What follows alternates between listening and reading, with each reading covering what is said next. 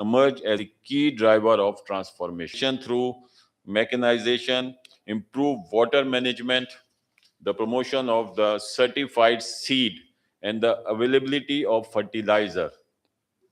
Also, we are working, Federation especially working on, before that, before 1 year, there was ban on imported seed. And FPCCI and we made a task force on agriculture in FPCCI, and we convinced government to lift the ban from of imported seeds. So now it's happened, and inshallah now it will going on, and by this especially we can get the high yield of cotton. So it is very important.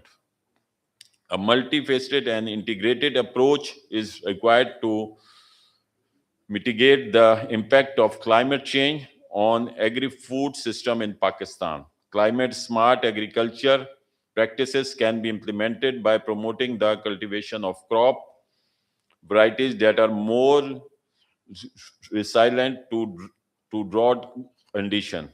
Besides, smart farming technologies can be promoted like drones, sensor, and satellite images, which will help to monitor and manage the agri-food system more efficiently.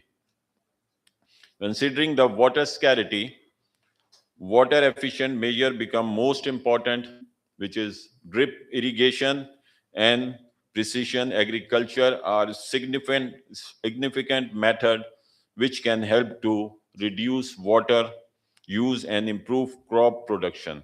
Adoption of mobile application can provide real-time updates to farmers regarding weather, agriculture practices, and market prices, which will help them to make better decisions.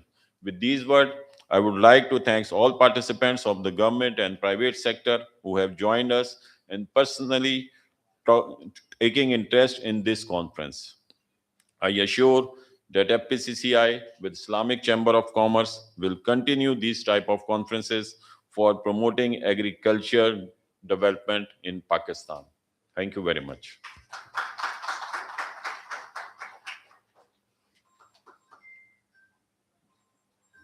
Thank you, Saqib Saab. We go immediately into our next session, which is global food security challenges and management in the current situation. And uh, typically in this session, we'll be talking about the pressing challenges affecting global food security, climate change, supply chain disruptions, economic volatility, highlighting the need for resilient agriculture systems, sustainable practices, and strengthened international cooperation. The first speaker I'd like to call upon stage for this session is Mr. Zubair Tofail, former president FPCCI. Zubair sir.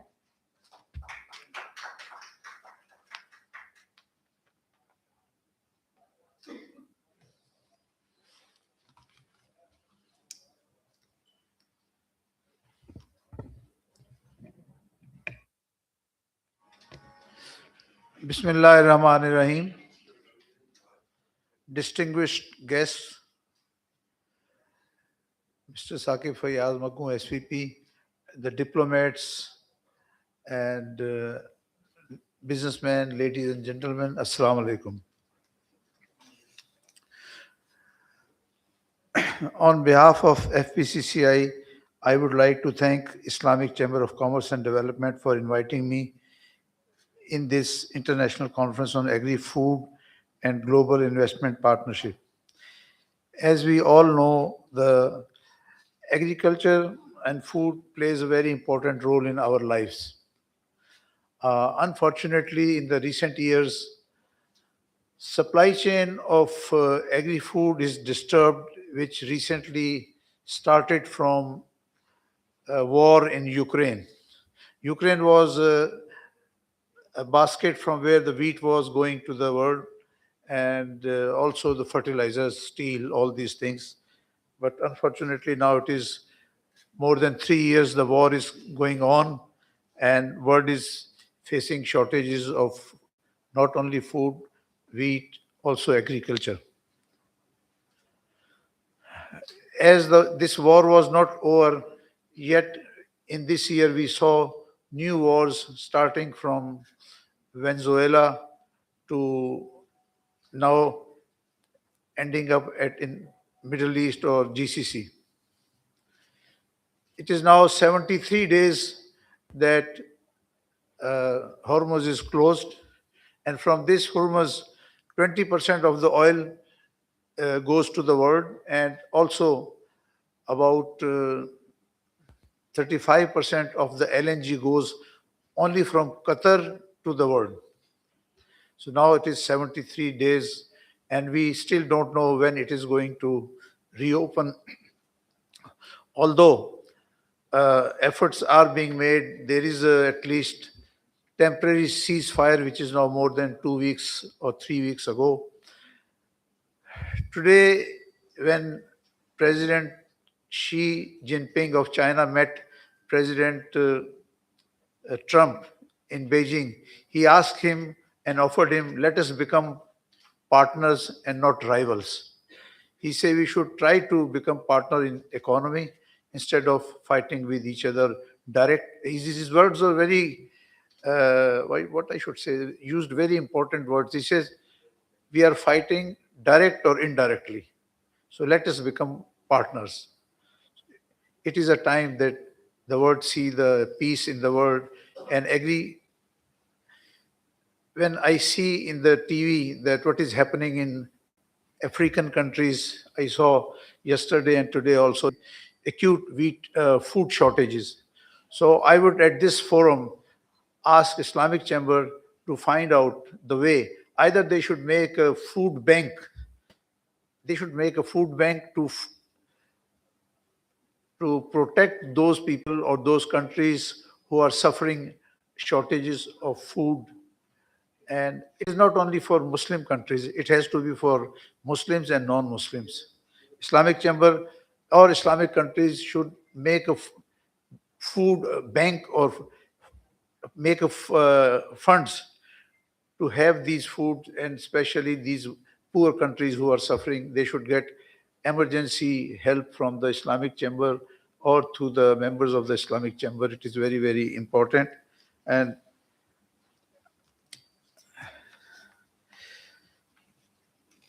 right now, you see this with the war in the Middle East, it is not only the oil is stopped, it is LNG is most important coming from Qatar is stopped. Then the fertilizer. Fertilizer is coming from Saudi Arabia, fertilizer coming from Qatar. Qatar is also a very important supplier of fertilizers to the world. But there also the supplies are stopped. So we have to find out what is the best way. And I would like that all these countries and members, especially the members of Islamic Chamber of Commerce and Development, to sit together and try to find out some way, because it cannot continue that you see some people is dying of hunger.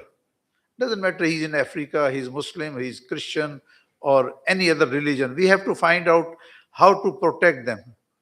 Nobody to die because of food. Here, it is a very important role of Islamic Chamber and the members of Islamic Chamber countries to make a fund for this emergency fund to help these countries who are suffering from the shortage of food. And also some countries are suffering agriculture due to the climate change. If climate is changed, some places have excess floods, like in Pakistan also happened. We got excess floods and our crops were disturbed. So we have to find out how can we overcome these challenges, and Islamic Chamber has very important role to play. With these words, I would like to say thank you very much to the organizers and all the people who are present over here. Thank you very much.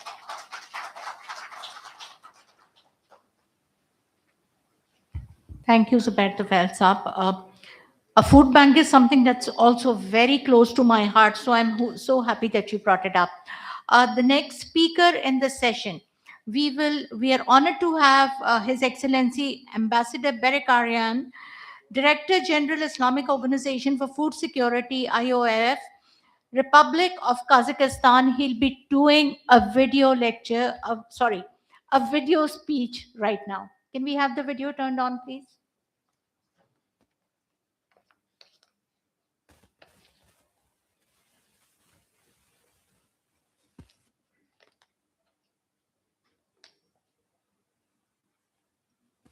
Federal Minister of Investment of the Islamic Republic of Pakistan, Your Excellency Mr. Atif Ikram Sheikh, President of the Federation of Pakistan Chambers of Commerce and Industry, Excellencies, distinguished organizers, honorable participants, ladies and gentlemen.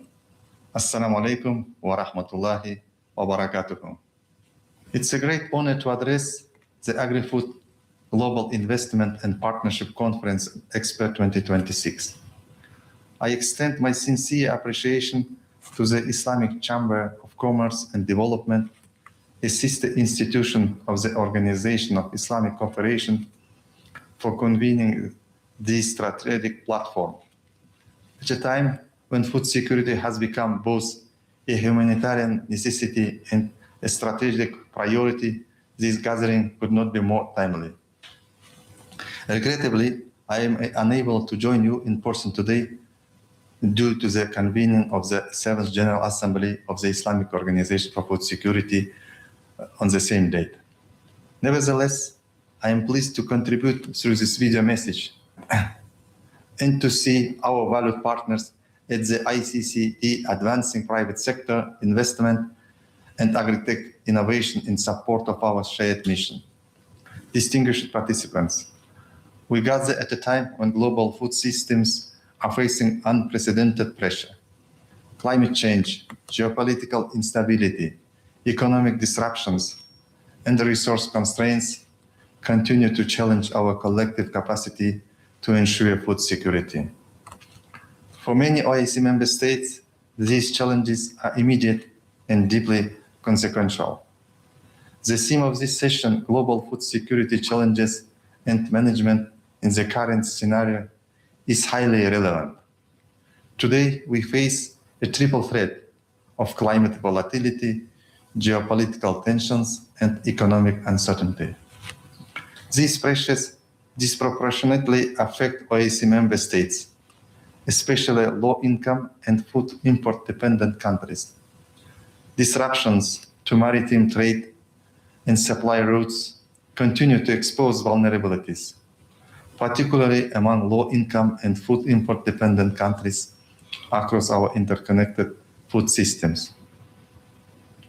At the same time, we are witnessing remarkable advances in agricultural technologies, digital solutions, and climate-smart practices that can transform the way we produce, distribute, and consume food.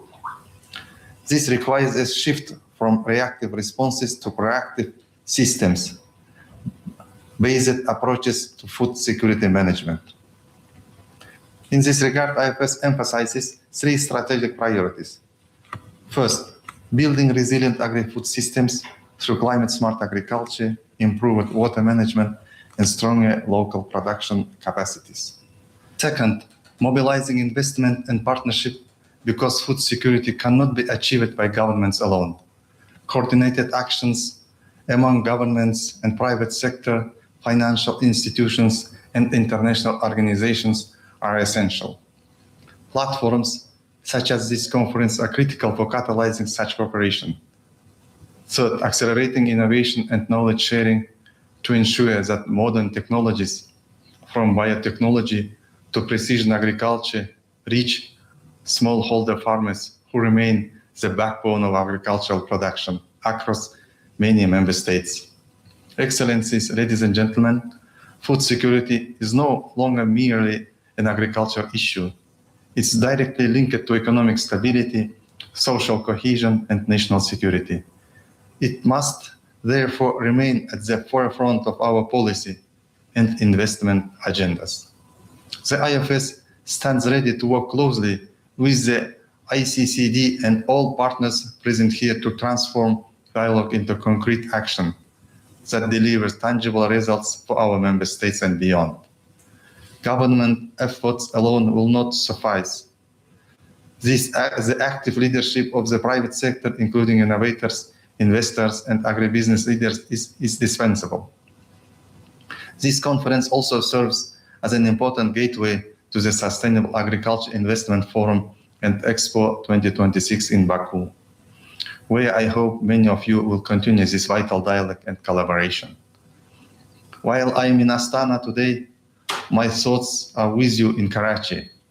Let us work together to ensure that food security becomes not only a development objective, but a foundation for stability, prosperity, and lasting peace. In closing, I commend the organizers for bringing together such a distinguished gathering of stakeholders. I am confident that your discussions will generate practical recommendations and meaningful partnership that contribute to a more resilient, sustainable, and secure global food system. I wish you a successful conference and look forward to continued cooperation. I thank you. Assalamu alaikum wa rahmatullahi wa barakatuh.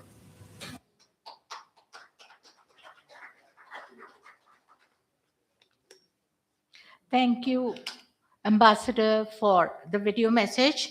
I'd like now to invite His Excellency Sanjeeva Patiwala, Consul General of Sri Lanka, for his note on global food security challenges and management.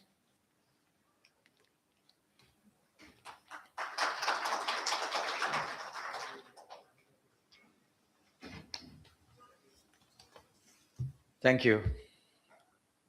Very familiar faces here, as usual. The members of the ICCD and the excellencies, mighty excellency from Thailand, and distinguished guest and participant for this conference. It is a great pleasure for me to address this gathering as a consular of Sri Lanka. It's a timely, focused topic that we have selected to have this time. And I sincerely thank the organizers for inviting me for this occasion, particularly my dear brother Ashraf. He was insisting me to come here and deliver a speech here. And I told him that I am not an expert in agriculture or food security, but I am a commercial diplomat. So I told my speech or my presentation would be based on a little bit of food security part, plus the world perspective of trade, how trade affecting under the global trade systems on the food security. Today, the food security is no longer only an agriculture issue. It has become an economic issue and a climate issue, and above all, it's a human security issue. Around the world, we are witnessing a convergence of crises. Climate change is causing floods, droughts, and unpredictable weather patterns. Conflicts and geopolitical tensions and disrupt supply, and increase in food and fertilizer prices. Inflation and economic instability are reducing the purchasing power of millions of people. At the same time, the growing population continue to place pressure on the global food system. The challenge before us is not only about producing more food. It is also about ensuring resilience, sustainability, accessibility, and fair distribution. Recent global events have shown us how vulnerable interconnected food system can be. The COVID-19 pandemic, as a very good example for us, affected global food supply and the fertilizer market. Shipping disruptions, increasing transportation cost for developing countries, particularly Sri Lanka, Pakistan. And these realities remind us no country can address food security challenges alone.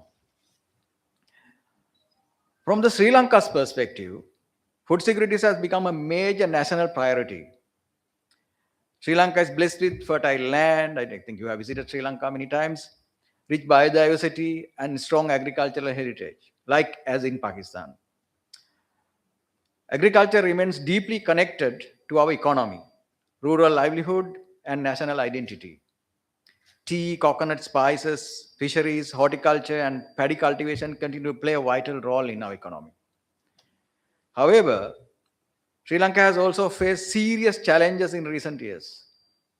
You heard about the economic crisis faced in 2022 is directly connected to the food crisis, and also is not the economic as it is, but the policy changes of the agriculture. Immediately, the government has changed a policy of using fertilizer, the chemical fertilizers to the organic fertilizers within a day. So how can the farmers resilient on this type of policy changes as on the next day? So that eventually came up to a recession and the eventual financial crisis. Another important lessons from Sri Lanka's experience is that food security is closely linked to well-being of the people, the farming community. In several agriculture regions in Sri Lanka, I think you have heard about it, the farmers are facing a severe problem of CKD, which is called chronic kidney diseases. We really don't know what is the cause of the disease.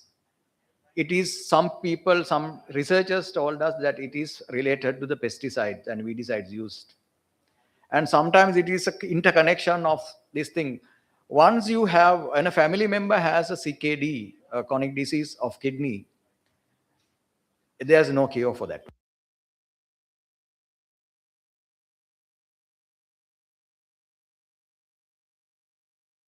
And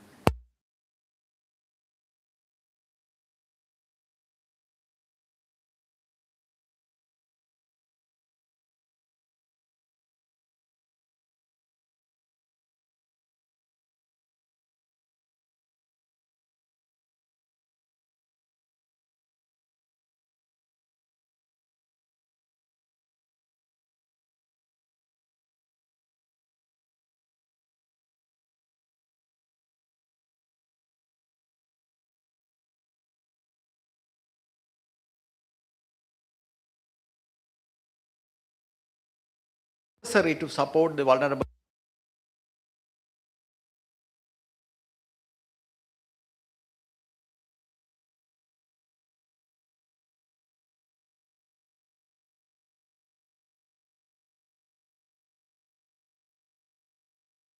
I am as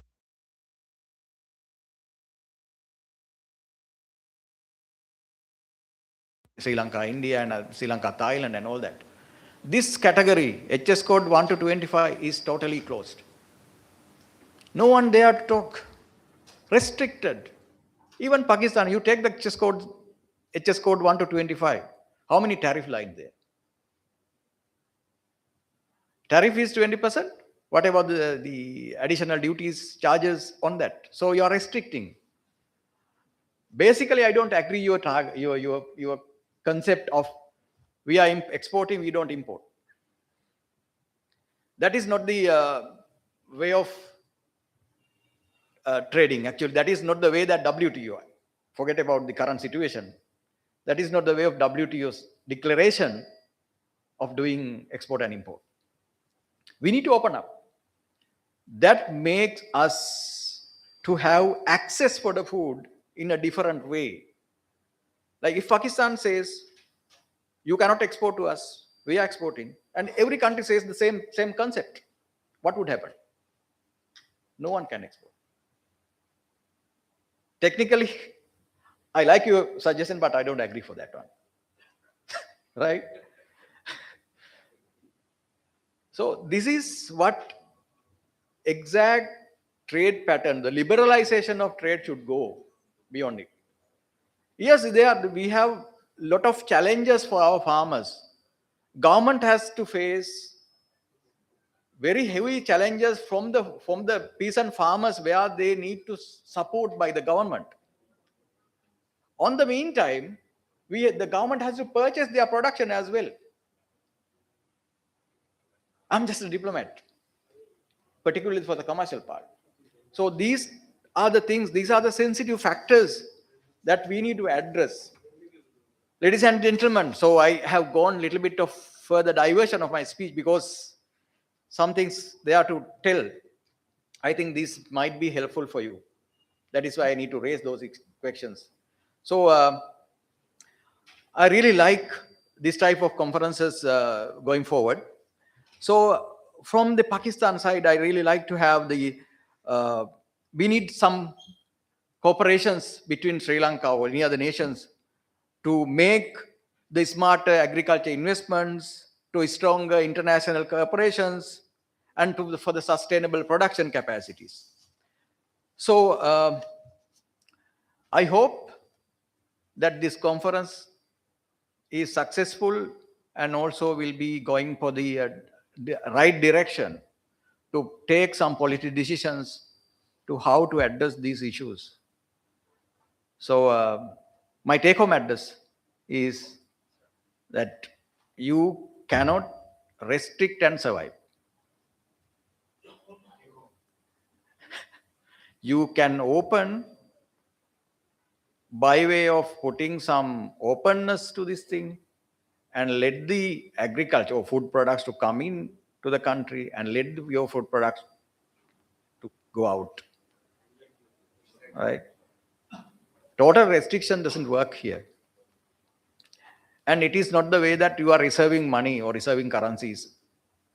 You let it go, let it happen, let it the free trade, what you call the normal economies to active. Then the supply and demand theory will apply for this turn, and then after the balancing effect is there. So that is from my side. I think I have talked much. We are running out of time.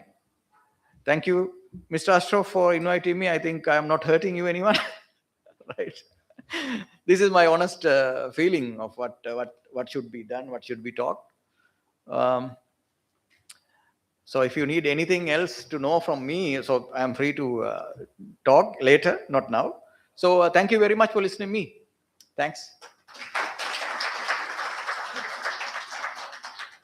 Thank you so much, Mr. Petiwala. We're just going to moving on with the agenda. We just have a couple of minutes for two gentlemen to be seated here as we sign off an MOU between the ICCD and the Exim Bank.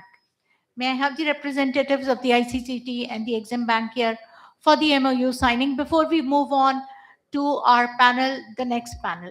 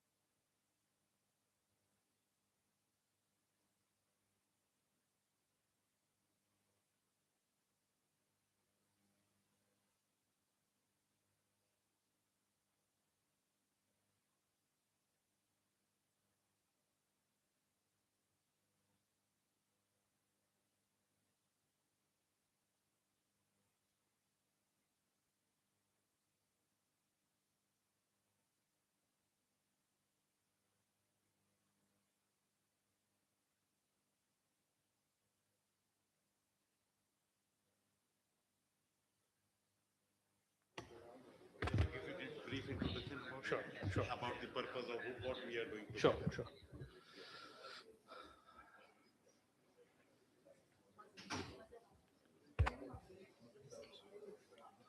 نحمده ونصلي على رسول الكريم بسم الله الرحمن الرحيم. It's an honor and pleasure to be here today and talking to this learned audience, and also thank you Ashraf Saab and the ICCD for this MOU that we have signed today. My name is Shahbaz Hussain Syed. I'm the president and the CEO of the Exim Bank of Pakistan. It actually brings me to the days that I spent with the Islamic Development Bank Group back in Jeddah. And at that time, I was made aware of the importance of the OIC intra-trade, for which ICCD was established as well under the auspices of the OIC, to ensure that the OIC member countries have a platform where they can utilize the huge potential that we have as the member of the OIC to trade between ourselves. This MOU that we have signed today will go a long way in that direction. Sometimes you think about why things happen. You know, they do happen for a reason. Subhanallah, for example, when I was looking at ICCD and I was looking at all those flags, this is probably one of the most international organizations in Pakistan, because you're representing not only Pakistan, but we're representing, the place is representing the entirety of the OIC. And why Pakistan? Nobody knew that. I think you established 1973 as 1979, perhaps 77. So that was again when Pakistan had hosted one of the most important OIC conferences led by Mr. Bhutto at that time.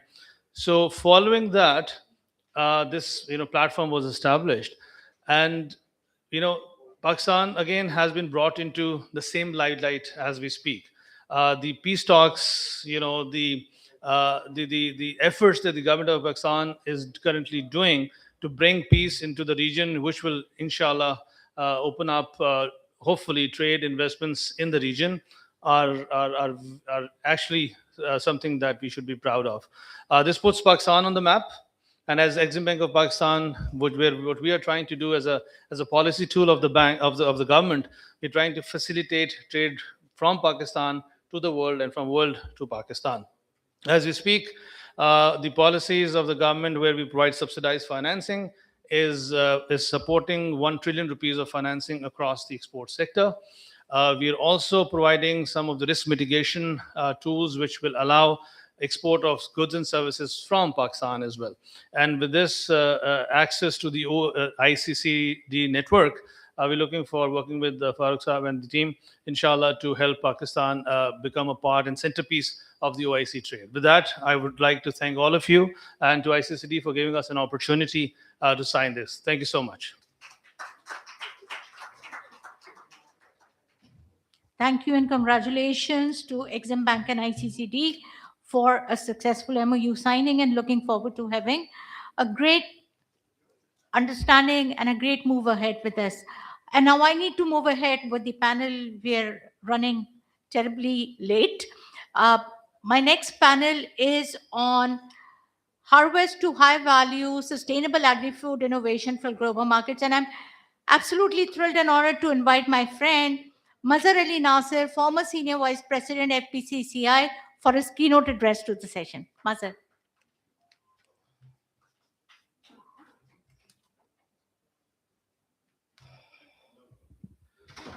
Bismillah ar-Rahman ar-Rahim.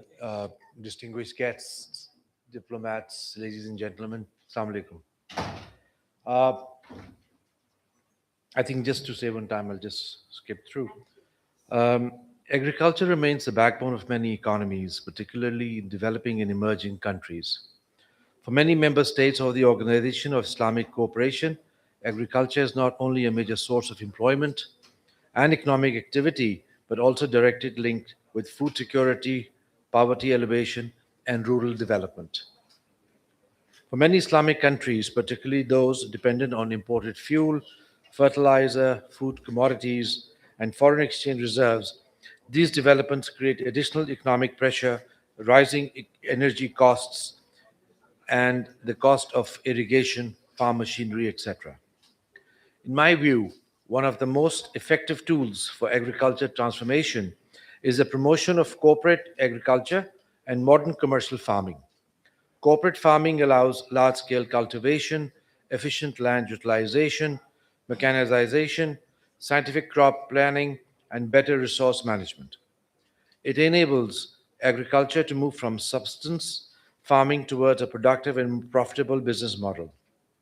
At the same time, improving agriculture productivity requires investment in high yield hybrid seeds, modern irrigation systems, farm mechanization, tractors, harvesting machinery, and precision agriculture technologies.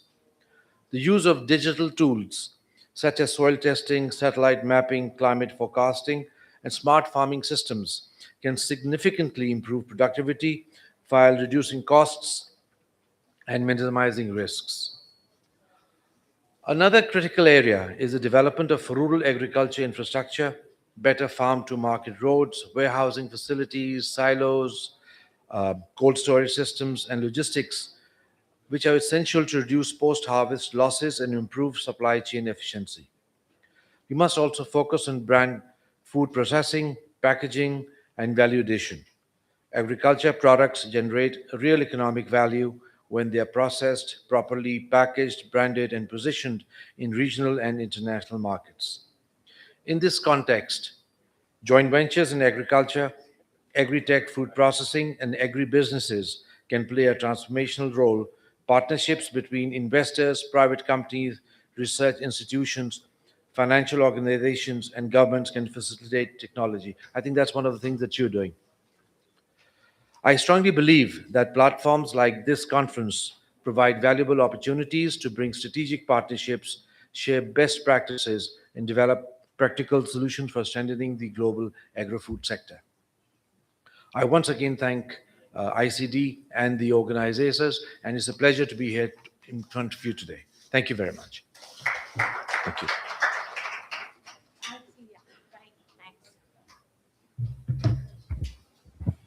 Mazhar, thank you so much for being here. We move on now to the panel discussion of the session. And for the panel moderation, it's my pleasure to invite Mr. Kazim Saeed, CEO, Pakistan Agriculture Coalition, to the panel.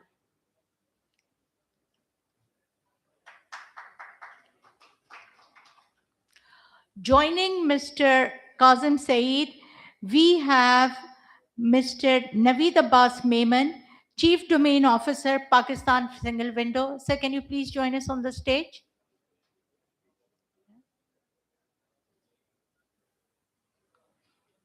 Syed Mohammad Mahad, CEO, Verdora Ventures. I hope I got that right. Nasir Ali Shah Bukhari Saab, Chairperson, KASP Group, Pakistan and Sindri Agroforestry.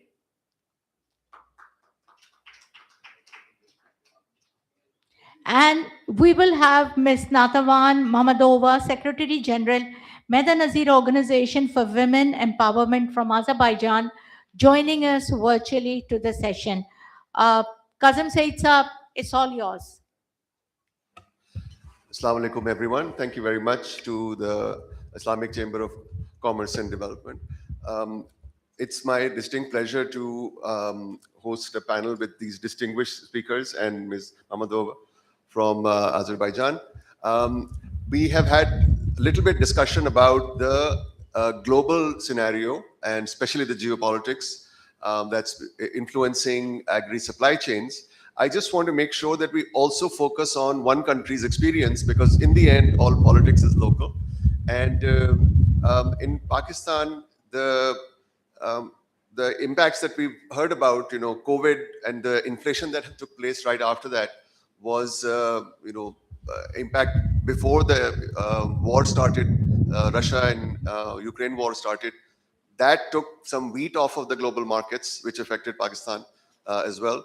And then we have heard about the impacts of the Iran war. But internally, we also had some climate impacts influencing really impacting the supply chains. In 2022, we had a 100-year flood across based on excessive rainfall around the river Indus. And it really impacted our crops, particularly in this province of Sindh. That year, we also had a heat wave, a historic heat wave, which impacted the wheat crop again. And just this past year in the fall, we had impact from excessive rainfall across the eastern border. And we have 5 rivers. We are blessed with 5 rivers, but when you have climate impact in 3 of those rivers, it's a real major project to manage. Um, One thing I would like to just point out is, thank you. Um, uh, we also we have a pretty large potato crop. And I mentioned potato as a favorite, I think, for many. And I know Mahad is going to point out at lunch that I should stay away from the French fries. Potato Pakistan is major crop. And we have exported shy of 1 million tons for some time. And in this year, a few months ago, we had the largest potato crop, 11 million tons nearly, because of better performance in the previous years. But because of geopolitical issues and some climate impact, this crop couldn't be lifted, and the farmers have really suffered. In the late 1500s, potato had come to Britain under the age of Queen Elizabeth, and William Shakespeare has one of his characters say, "Let the sky rain potatoes," and it really rained potatoes in Pakistan earlier this year, but there wasn't any enough, export. And these are the kind of impacts that don't make the news, international news to that level, or even sometimes the national news. But they impact supply chains, they impact all of us. And in the end, they show that we are all connected. Now, to start off, I think one of the things that this session is trying to do is to show each aspect of the supply chain.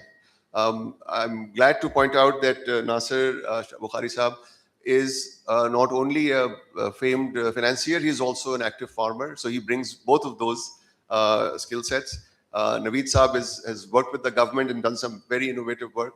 Mr. Syed Mohammed Mahad is leading a cultivation company. We talked about corporate agriculture. A cultivation company associated with the largest food converter of Pakistan, National Foods. So we have that side. And then Ms. Natsavan Mamadova from Azerbaijan is representing an entity that works for the empowerment of women. And we always cannot forget the growers, and especially the women. In Pakistan also, the majority of the labor that's on the farms is women. And the participation rate of labor of women is much higher in the rural areas than it is in the cities in Pakistan.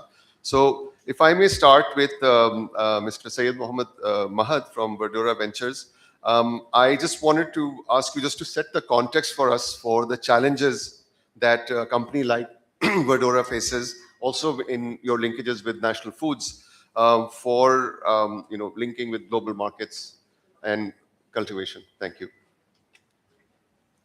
Thank you, Kazim Saab. Assalamu alaikum, everyone, our distinguished guests. So, when we started this journey 4 years ago, what we realized was, and we named the project Seed to Table at that time, what we realized was absolutely it was a problem of linkages. There were good things happening in the whole ecosystem, but unfortunately, there wasn't as such any linkage between the different clusters that were operating. So starting with the one major problem that we had when we started tomatoes and red chilies, that we did not have the processing varieties in Pakistan at all. We spoke to the seed companies and we asked them why don't we have those, and they were like, no one ever approached us, so we never bothered to bring it to Pakistan. And obviously, a fellow participant earlier also mentioned the fact that there has been regulatory issues with importing seed varieties in Pakistan. So, and we face that to this day, unfortunately, because the overall process of registration is extremely cumbersome and long. It takes a lot of time to bring a seed in Pakistan, get it registered, and start the commercial use of it. So, starting with the varietal issue, we had no seed varieties that were relevant to our use case. Then, moving on, there were very interestingly some processors, the intermediate processing facilities available, but none of them were close to the actual cluster of the produce that we were growing. So, for example, tomatoes, the biggest cluster is Thatta Badin in Pakistan. And unfortunately, there is zero capacity built in Thattabadins very specifically. But you have a lot of other facilities in the northern part of the country. In the same way, there has been unfortunately no conversation between the different participants and stakeholders in the country, and that has sort of led to this problem that we have today. As Kazim Sam just mentioned, the fact that it was a big crop of potatoes that wasn't utilized in the best way possible. If we had the value addition capacity and capability at the right clusters, we would not have wasted this crop, and this price would not have crashed to the level that it did, unfortunately. So there needs to be some decent linkages between different stakeholders of the industry in order to get to the high value crop that we expect to grow as farmers. Thank you. Thank you very much. Mahad's experience is working with the farmers, but also working with companies that do cultivation, including his own. I'd just like to ask Ms. Natavan Mamadova from Azerbaijan, who's Secretary General for the Maida Nazir Organization for Women Empowerment. If from your perspective of working with women in agriculture, if you can give a little bit context of what are the challenges you see in connecting with the supply chain. Thank you. Okay. Greetings from Azerbaijan. Assalamu alaikum. Can you hear me?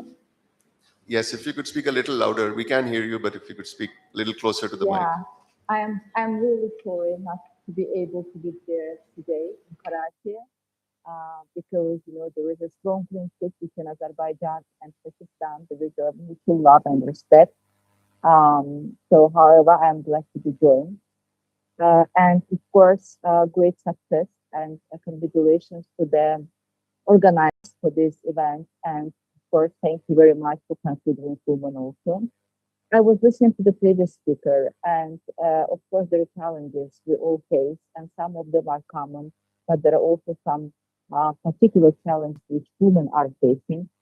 And despite the fact, as we all know, that the women are the most active participants in agriculture, yet they're the least connected to value chains, finance, technology, and export markets.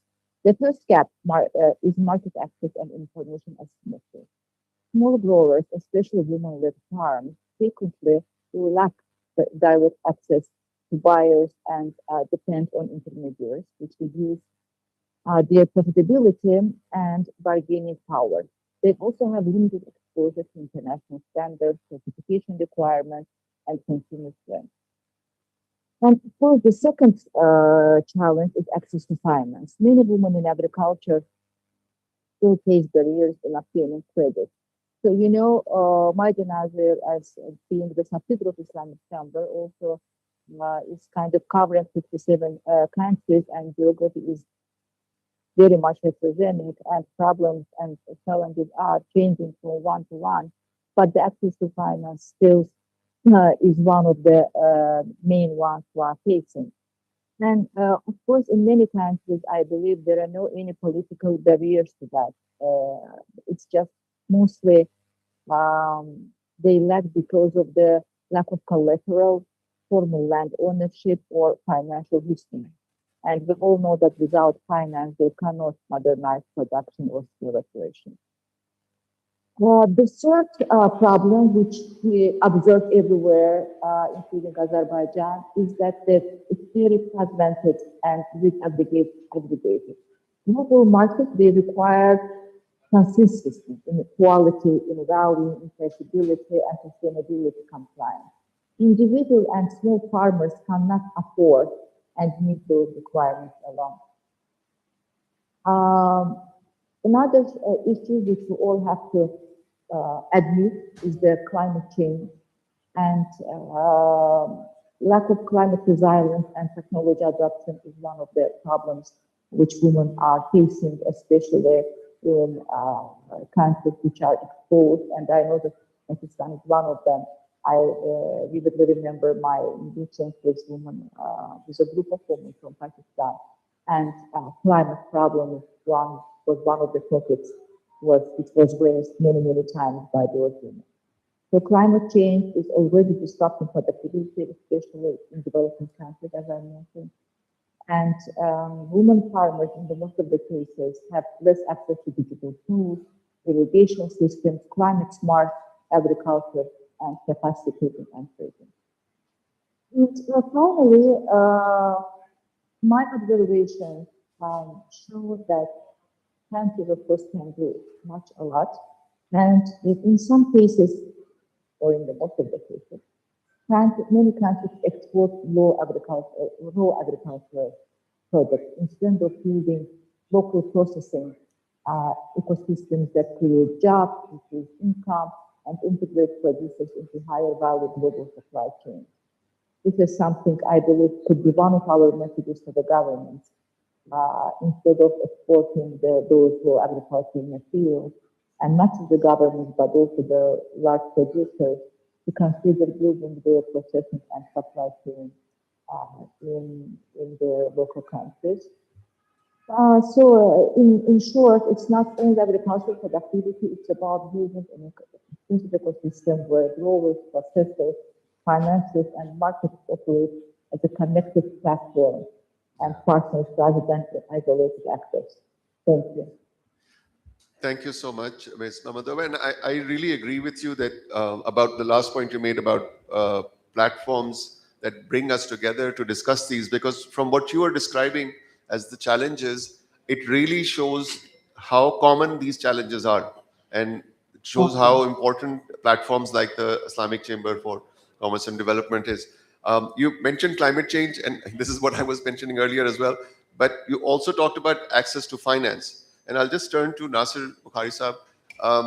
Finance really in the trade, they say finance is the golden thread that connects the supply chain. And without finance, the crop doesn't get lifted. Without finance, it can't move through the supply chain for processing and export. So if Nasir Saab, if you can talk about the challenges to financing of these Qasim supply Saab, chains. can I please intervene for just please. 1 second here? Please. There's some disturbance there behind at the mic end, so could we just hold on for like 30 seconds till they have that fixed? And in the meanwhile, can I please request people to please pay attention? This is a very important panel. These are some very important topics that are going on, and it disturbs a lot of people if you start talking amongst yourselves. Yeah. We're all here to listen, and let's please respect that. Mic fix हो गया है वहां पे sound fix हो गई है excuse me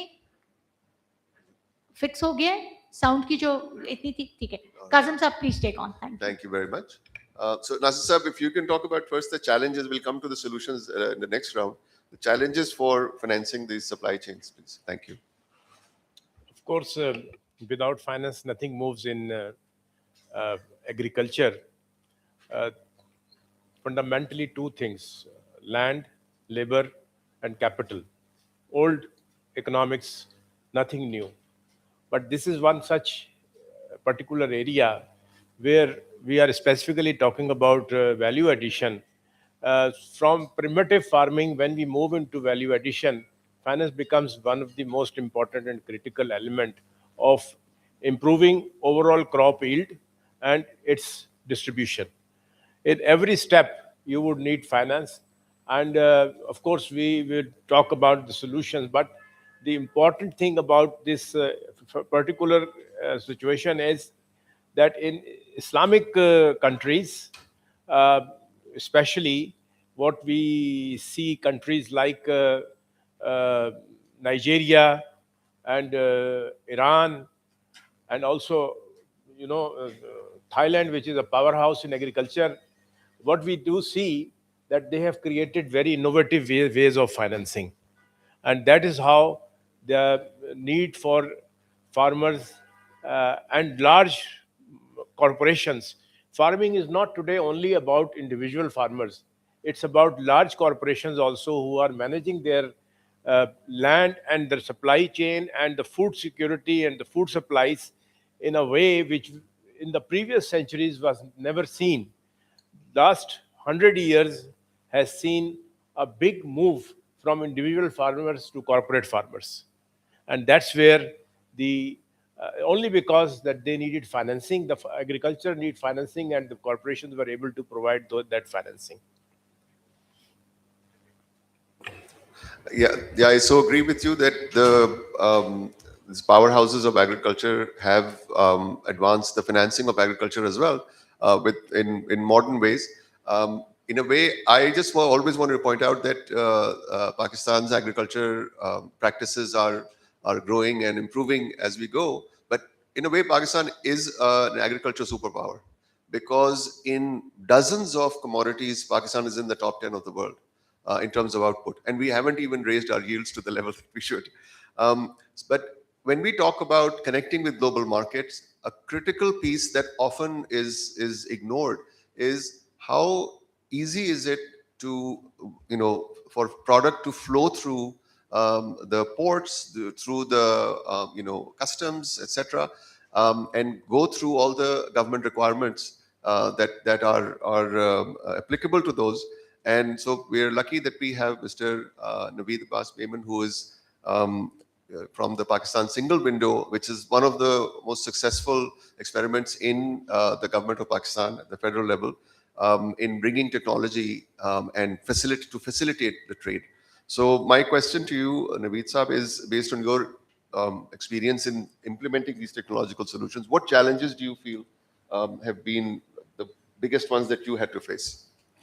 Thank you, Cousin Saab, for giving me an opportunity to talk here and apprise audience of the facts what we are doing in this sector, what we have done so far, and how we have facilitated the agri-food sector in achieving our sustainability.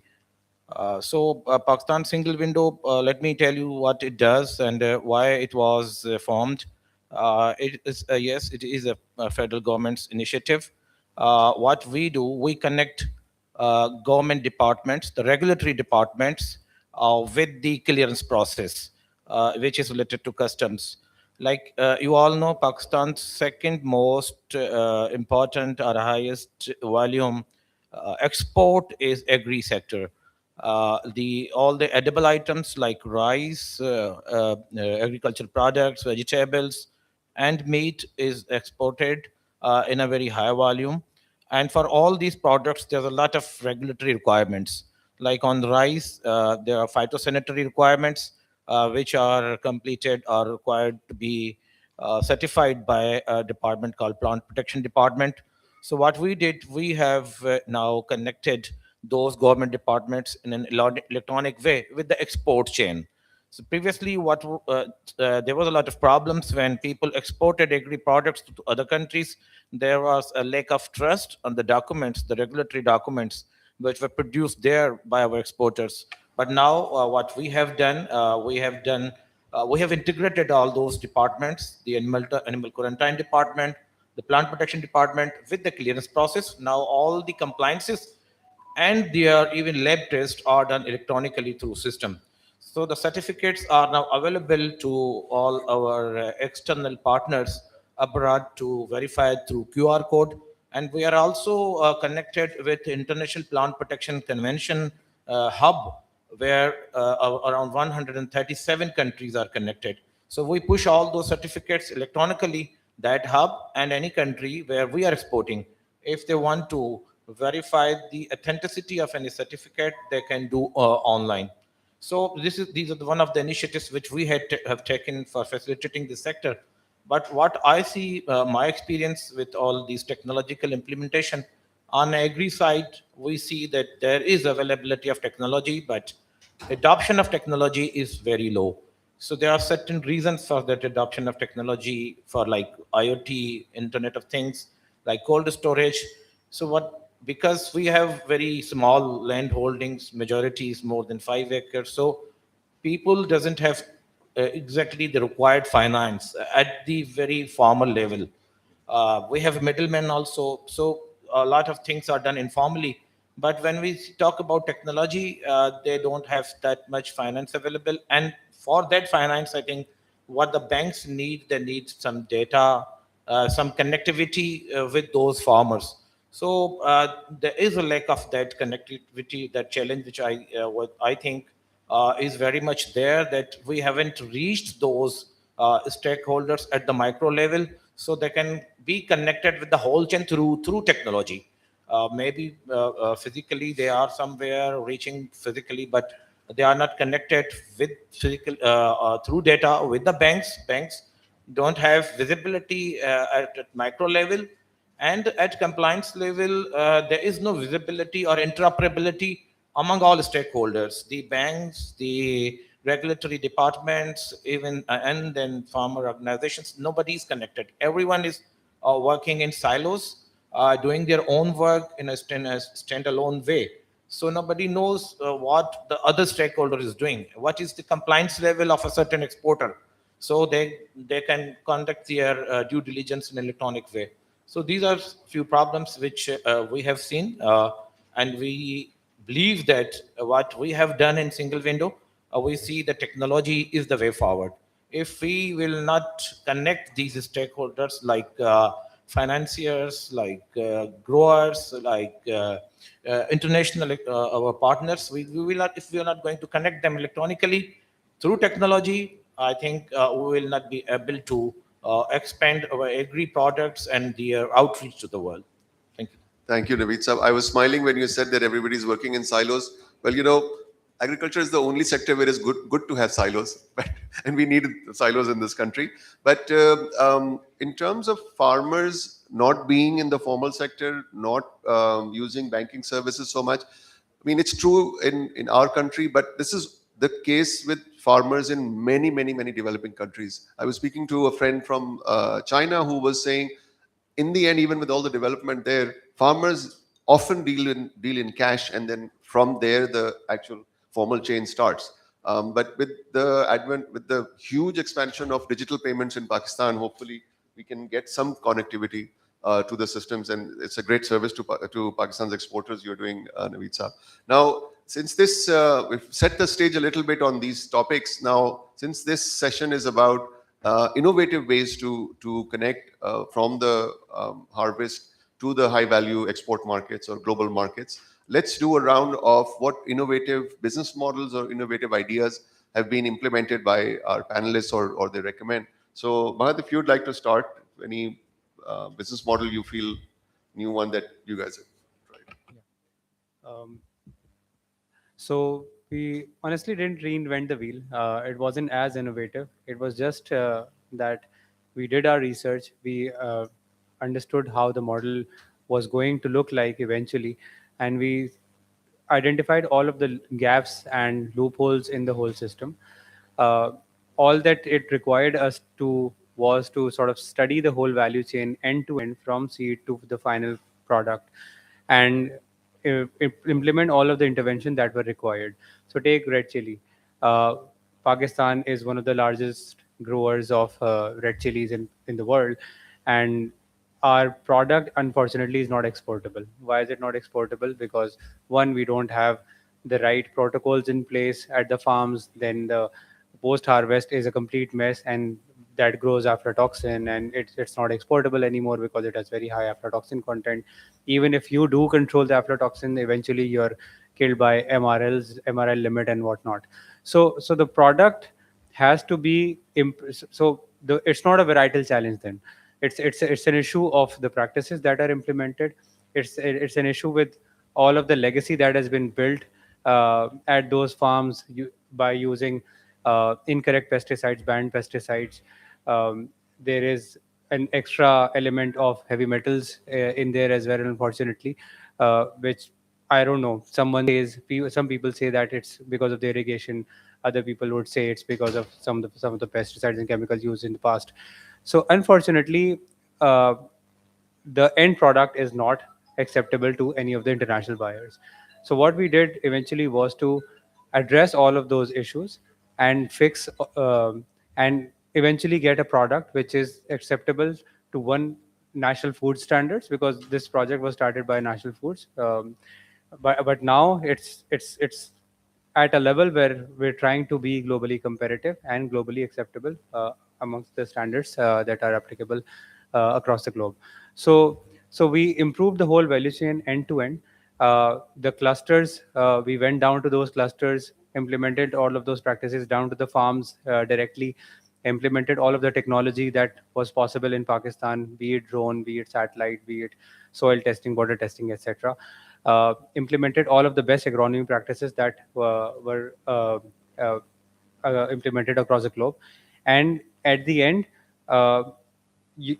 using the harvested produce ourselves and post harvest practices ourselves in order to get to the final product which is acceptable to our standards as well. So it's more of an end to end approach to problem solving and maximizing the value of the produce that is grown on our farms. In the same way, we implemented a lot of protocols at the processor as well, the intermediate processor. So yeah, holistically, it's an end-to-end process.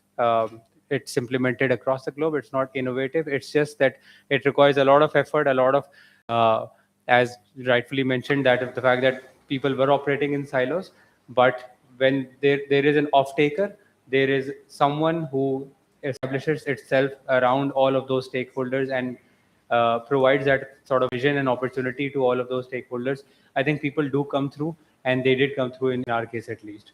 So yeah, this is. Okay, no, I think I appreciate your humility that this is happening in other places as well. But when you do it the first time, I think it's a very uphill thing to actually pull off, which really kudos to your team on that. But in connecting these players, I just wanted to turn to Nasir Saab, if you can talk about some innovative model that you feel is applicable or should be used to connect these players. Thank you. On the I would financial like side. to connect with history. You know, middleman is generally a bad word, but the point is that middleman, either wholesalers or retailers, have been the major provider of financing, and they have been the connector of the whole agricultural sector so far. But there are many ways in which this there is an element of trust which is missing. Trust about the quality of the product, trust about the pricing and the discovery of the real price, and also trust about the for the financial sector, especially for the banks, to participate for financing the whole supply chain. So how that can be managed and how this trust can be established. Once this trust is established, then financing becomes the easiest thing. And also that trust also is important because Pakistan, like countries where we have more than 30% of our produce wasted for not having proper storages. This is again a major challenge. So how to solve that? The countries which needed it and they understood it, they started with the concept of collateral management. And this concept of collateral management means that there is a storage company which is storing and also providing a document. That document is tradable in the markets, mercantile exchanges all around in those countries. That way banks can finance it. That way exporters can buy it through the exchanges. And the history of mercantile exchanges in Pakistan is as old as 1876, when the first cotton exchange was established, and also similarly the exchange for products like mustard and mustard meal, that was traded way back in the 1800s, late 1800s. The markets were there, but the storage facilities were not there. But the collateral management companies, luckily we have one collateral management company in Pakistan, but there is a still element of keeping the wholesalers out, retailers out from this concept of, because people think they are bad. They are actually, and that's the reason they have been showing resistance. If they are also made part of this whole scheme, they would be much more supportive, and more collateral management companies can be established in Pakistan, and its trading can be allowed at the PAMEX Pakistan Mercantile Exchange, which is very active and hectic for oil, for gold, for silver, which has got nothing to do with Pakistani markets. Nothing to do really. But if you look at their volumes, they feel very proud.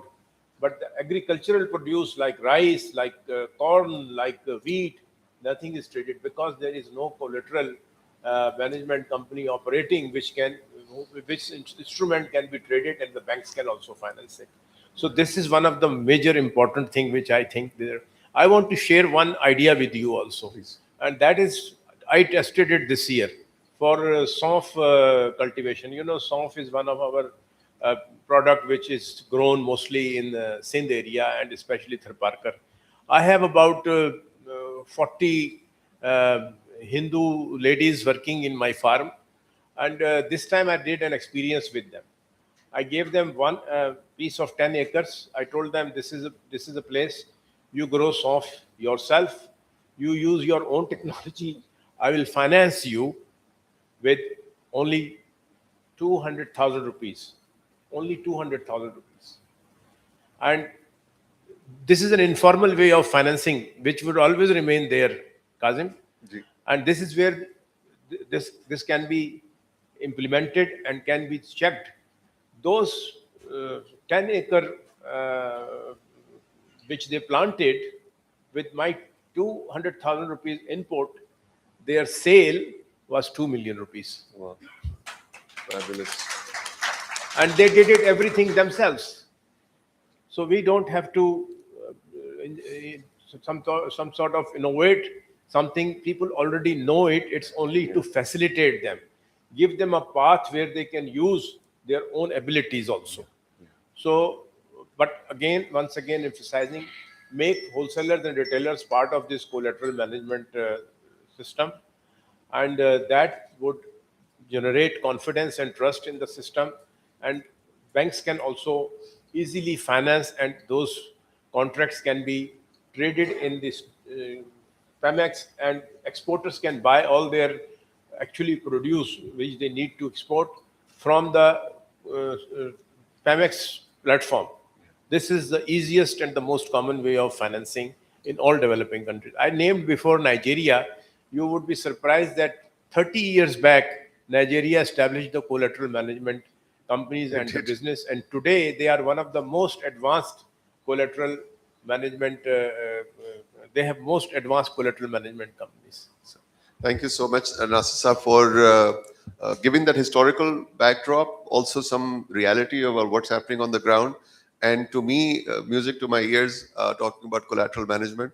In Pakistan, from Pakistan Agriculture Coalition Platform, the entity I lead, we've done an enormous amount of work and helped establish the first CMC, the Nemat Collateral. And we are advising the government on how to scale this.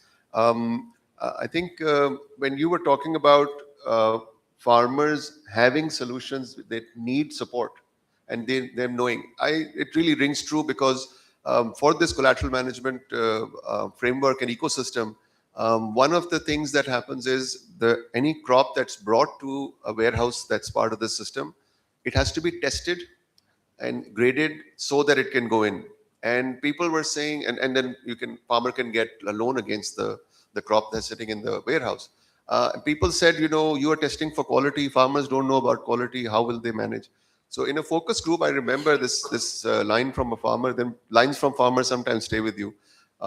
We talked about how can you meet the quality. Usually the traders are the ones who take your product to the market. And one farmer said, have you ever asked us about quality? The markets, the mandis, they don't have testing equipment. You guys have testing equipment. You are asking for quality. We have grown this crop for generations. We know quality. You've never asked us. If you're going to ask us, we're going to deliver it. So farmers understand things that often people think they don't. So let's ask Ms. Nathavan Mamatova for any innovative business model or solution that you feel that you'd like to table to share with us on this topic. Thank you. Yes, so I'll share one experience I saw here in Azerbaijan, observed, and then I will switch to what I would love to see. So in Azerbaijan, we have one of our largest agricultural companies, which is named Agrifood. And Azerbaijan is a post-Soviet country. And after the fall of Soviet, the families would get small plants. And that means use for their family purposes, etc. So what did others do? They built their fabrics, their processing and production places, entities in the middle of those plants, and they started working with women. So they trained them. They said that, okay, I have here like a tomato processing, and we have those plants, or plants are suitable for growing tomatoes. We provided them with training. We provided them with seed, and throughout the process, they were kind of supervised by the agronomists, etc. And at the end, they bought their harvest. So it worked very well in Azerbaijan, and it was one of those best examples of cooperation and building when the largest company is building the capacity and its own supply chain. And I believe it still works. Second, as we discussed before, so it's all public-private partnerships, right? In my understanding, in order to solve the challenges and problems we all are facing, would be building an innovative, inclusive agri-value chain platform built on, again, on public-private partnership. And this model would contribute to and would combine two elements. First, it would be farmer aggregation hub, where women growers, not just women, but growers, since I'm talking about women, are organized into cooperatives or producing networks to achieve scale, quality, and stronger negotiation power. Second, digital traceability and market platforms, allowing growers to connect directly with the processors and international buyers while improving transparency, sustainability, and certification tracking.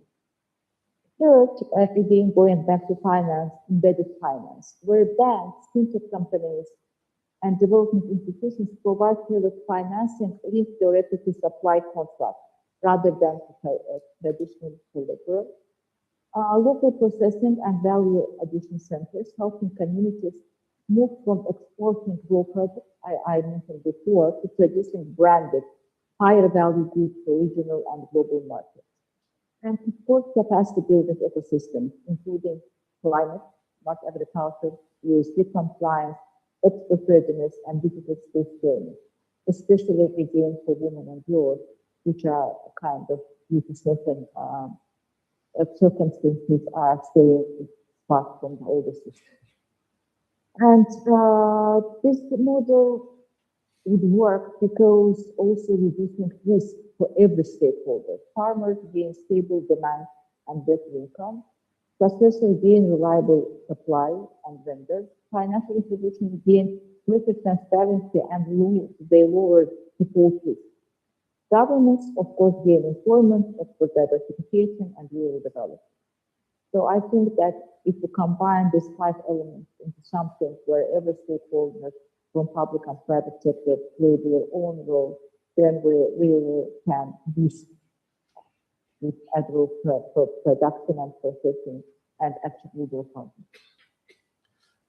Thank you, Ms. Mamadava. As you were talking, I was thinking about how it may sound easy to deliver, these are the things to do, but how difficult it is to put these elements together and to make them work. You see some of these working by themselves in the economy, but to create a new one and to get an ecosystem going, it really takes a lot and a lot of patience and perseverance. So thank you for that. I agree, but this is that momentum where the chambers would serve the best, linking together their members and the government and convincing and building those platforms. Yeah. I believe that in this case, this chambers would play the crucial role. Thank you so much for outlining that. Now, the Pakistan single window, Naveed Saab, is itself an innovation. For Pakistan, it is. But is there something that some aspect of it, or related to agriculture perhaps, or exports of agri commodities? We are majorly, I think 79%, last time I checked, 79% of Pakistan's exports are linked to agriculture in some way or the other. So is there a model that, or aspect that you'd like to, of innovation you'd like to tell us about? Like Nasir Shasab said, that there's a lack of trust. So what we think that lack of trust can be bridged through data flow. So we are currently working as a digital backbone of Pakistan's imports and exports. We have complete data what is being exported and by whom is being exported. We have 29 banks digitally connected with us, and we have complete data of remittances, what is coming into Pakistan and in whose name. So what we now think that data should be used as a collateral. So that collateral should be the profile of an exporter, and the data should flow to the all relevant authorities. Currently, we have just like you today signed an MOU with Exim Bank. We have also just signed an MOU with Exim Bank. Official signing is on 18th, but it has been signed, and we will be working with them for developing the export financing products by giving them data about the export volume of certain exporters, so that they can use it for their due diligence, and even if they want to use them as a collateral. That was first thing which we are doing now with Exim Bank. And another thing is actually the enablement. For enablement, we are pursuing a very robust change management program. We usually go to the grower level. Like we went to Badin, to the rice exporters. We went to tobacco exporters in NWFP, like date exporters in Sakhar, to teach them, to train them how to use or how to complete compliance side. So that is another thing. And the third one which we are doing, I think this is the requirement of the future, that is working on digital product passport. If we are aiming to enter into the high value markets like EU, I think without going working in a systematic way for digital product passport, we cannot enter there. So for traceability and giving origin requirements, processing requirements to the buyers there, we have also started now working on that project also, and with the Ministry of Commerce, and we are also working on that project too. Thank you. Excellent. Sounds very inspiring. Thank you so much for your service to the country. I'm being told that we are short of time, but I'm a big believer that when we do these kind of panel discussions, people say, well, what was the result? Well, there's got to be some clear recommendations coming from the panelists, and that's our request in the last rapid fire round. Just for each panelist, I'm going to request, Mahad, if you can start.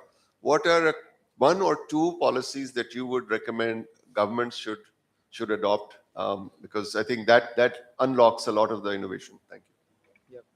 So, as I mentioned previously as well, seed is one area which definitely requires some intervention from the government side. There has been some already, but then there's still the process is not very user friendly, I would say. So, and secondly, when the registered seed comes in, there's going to be some IP protection for someone who's done all of their hard work for all and spent a lot of money on that. So IP protection has to be there for such in order to enable this whole ecosystem. Second, very quick recommendation would be because the whole of our approach is around risk management, and there are still some risks that cannot be managed very easily in open field agriculture. I see the example of India, how they're promoting uh, climate smart agriculture, how they're giving a lot of subsidies and subsidized loans if you're putting up a greenhouse. Similar ways, I think Pakistan can sort of lead in that direction now, because floods, droughts, this year is going to be El Nino once again. So we're already seeing the heat wave, unfortunately, in most of the cities right now. So these weather effects cannot be managed so effectively when it comes to open field agriculture. And even if you can, then there's a whole element of crop insurance, which unfortunately is not there. And while there are other things that can be grown under those greenhouses, so some sort of impetus towards that area, I would say, would definitely help unlock a lot of value for our exports. Thank you very much, Mahad. Quickly, a couple of recommendations. One single thing, allow housing and collateral management companies as part of agricultural policy, not to be treated differently, but all the incentives which are available for agriculture, like low taxation and other benefits, should be given to the warehousing and collateral management, because this is where our actual growth can take place. Allow me just one more second to add on. Uh, Institutions like IFC, they love to invest in collateral management companies, and we have seen it in 2012 in India. Star Collateral Management Company, IFC, invested $500 million at that time. Today, it is worth more than $5 billion of investment. Absolutely. And they have got a network only because India at that time followed the same incentive policies for warehousing and collateral management companies, which we have lacked because of no understanding, frankly.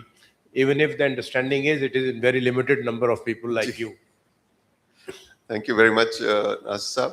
Ms. Mahmudova, a couple of recommendations you'd give to governments?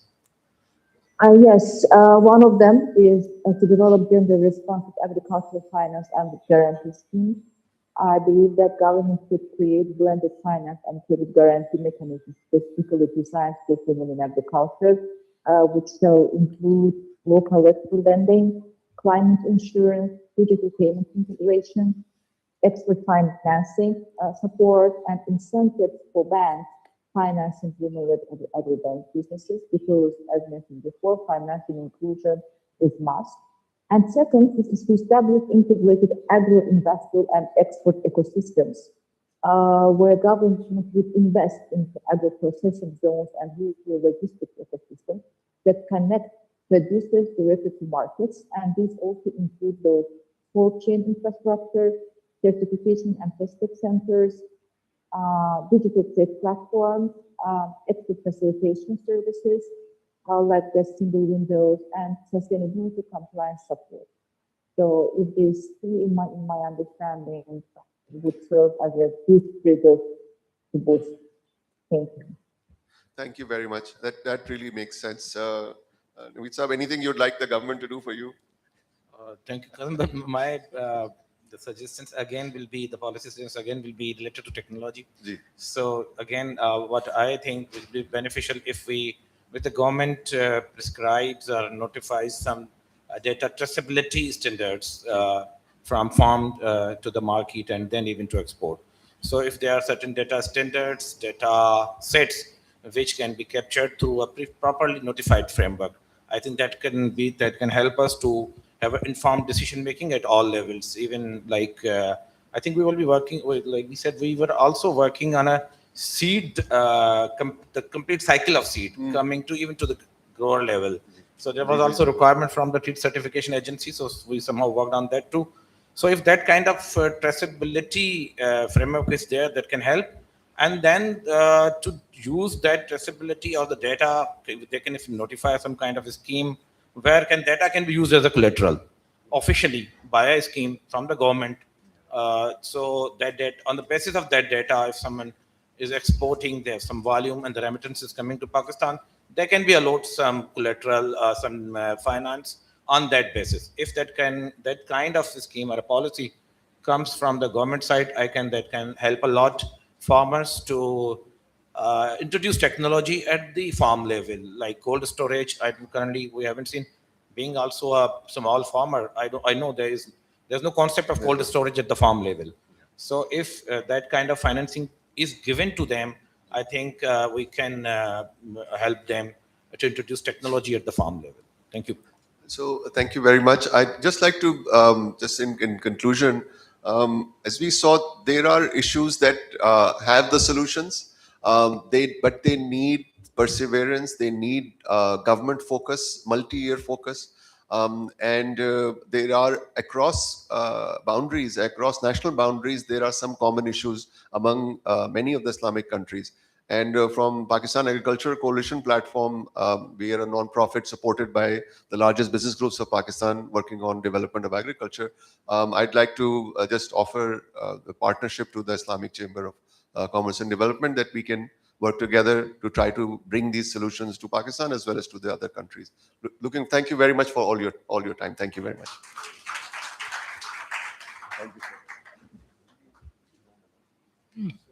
We're grateful to Mazhar Ali Nasir, of course, doing the keynote for the session. Natwa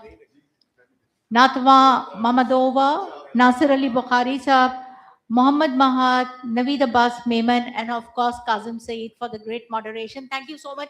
Please don't go away. We have your shields. You can be seated at your place right now. We'll call you back in 5 minutes up on the stage again.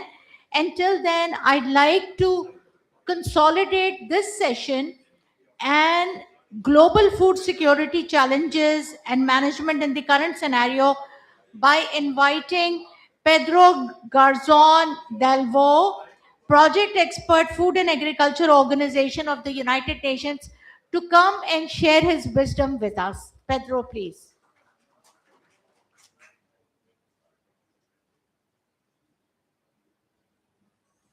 Thank you very much. Well, I don't know if I will reach the level of wisdom, but at least some points.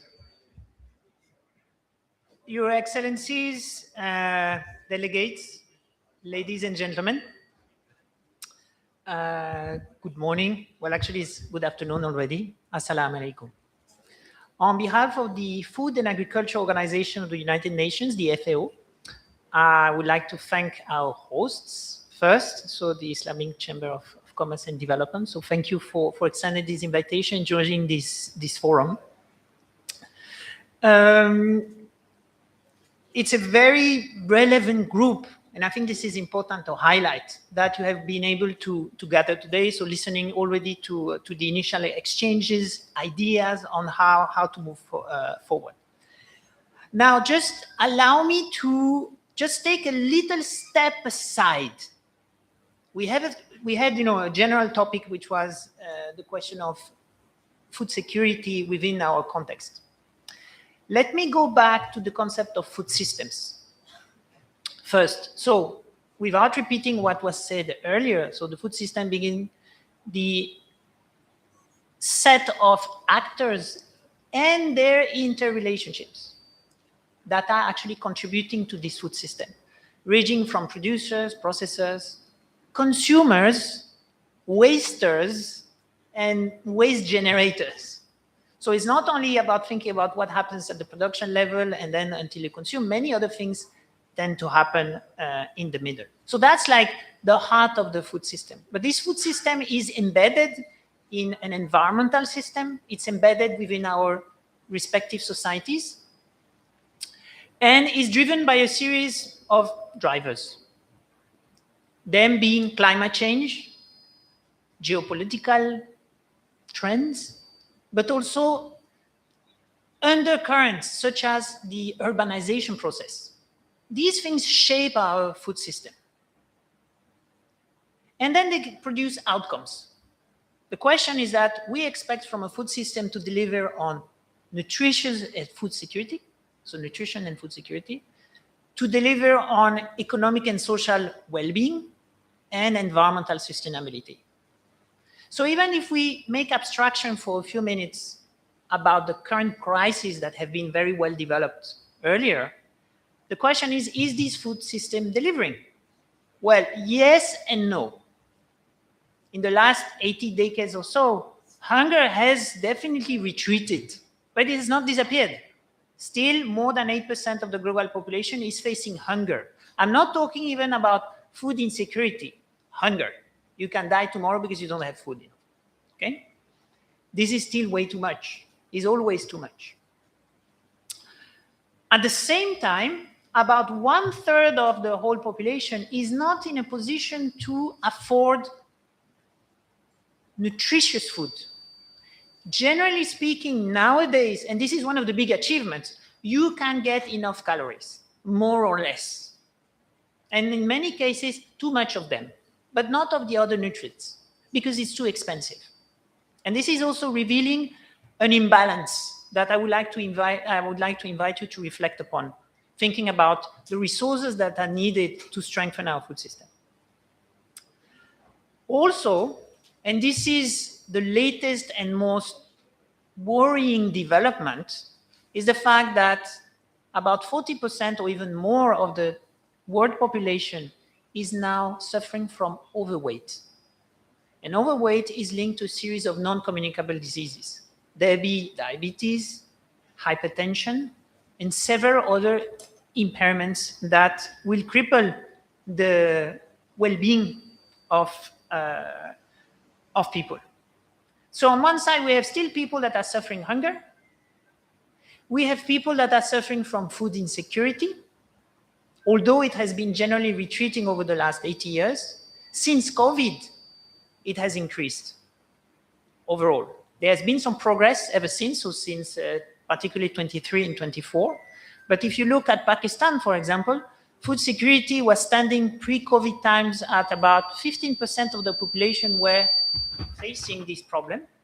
Now we are about 25.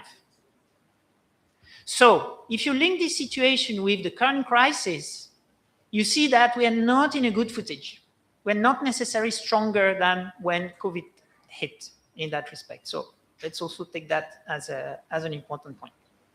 Yet the food sector is a powerhouse of economic development.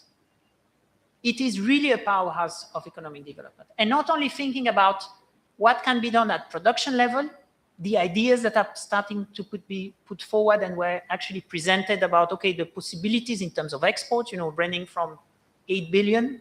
Obviously, this is way under the capacity of the country, and they can be multiplied. Earlier, it was suggested that this could go up relatively easily to 30 billion, which I do share as well in terms of how we project ourselves. But the transformation, the way we actually consume food is fundamental. All the businesses around the transformation of this food and the services linked to it are fundamental. As we get and become more urban as societies, we are actually depending more on food that has not been prepared at home. That's a business opportunity for you. But for this, we need a series of setups to actually be able to harness that energy and these possibilities. Okay, so that was the little step aside that I was proposing.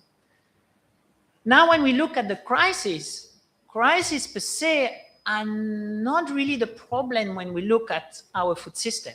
What they do is they shed light on the weaknesses of the system, and they deepen basically its shortcomings. So that's the reason why I wanted to take that step aside. Yes, we are facing a very serious crisis currently, but the problem, the fundamental issues that we should be discussing are about the food system itself, the inner workings. And already in the previous panel discussion, we started to touch on that. Okay, but how on the ground? How can you put this forward? Sometimes, yes, with the beauty of, market exchanges and spontaneous market exchanges, some things happen. But when you actually want to be more proactive, this requires much more effort. Climate change was mentioned as a crisis, yes, and it's a deepening one. Currently, in Sindh, we are facing a heat wave.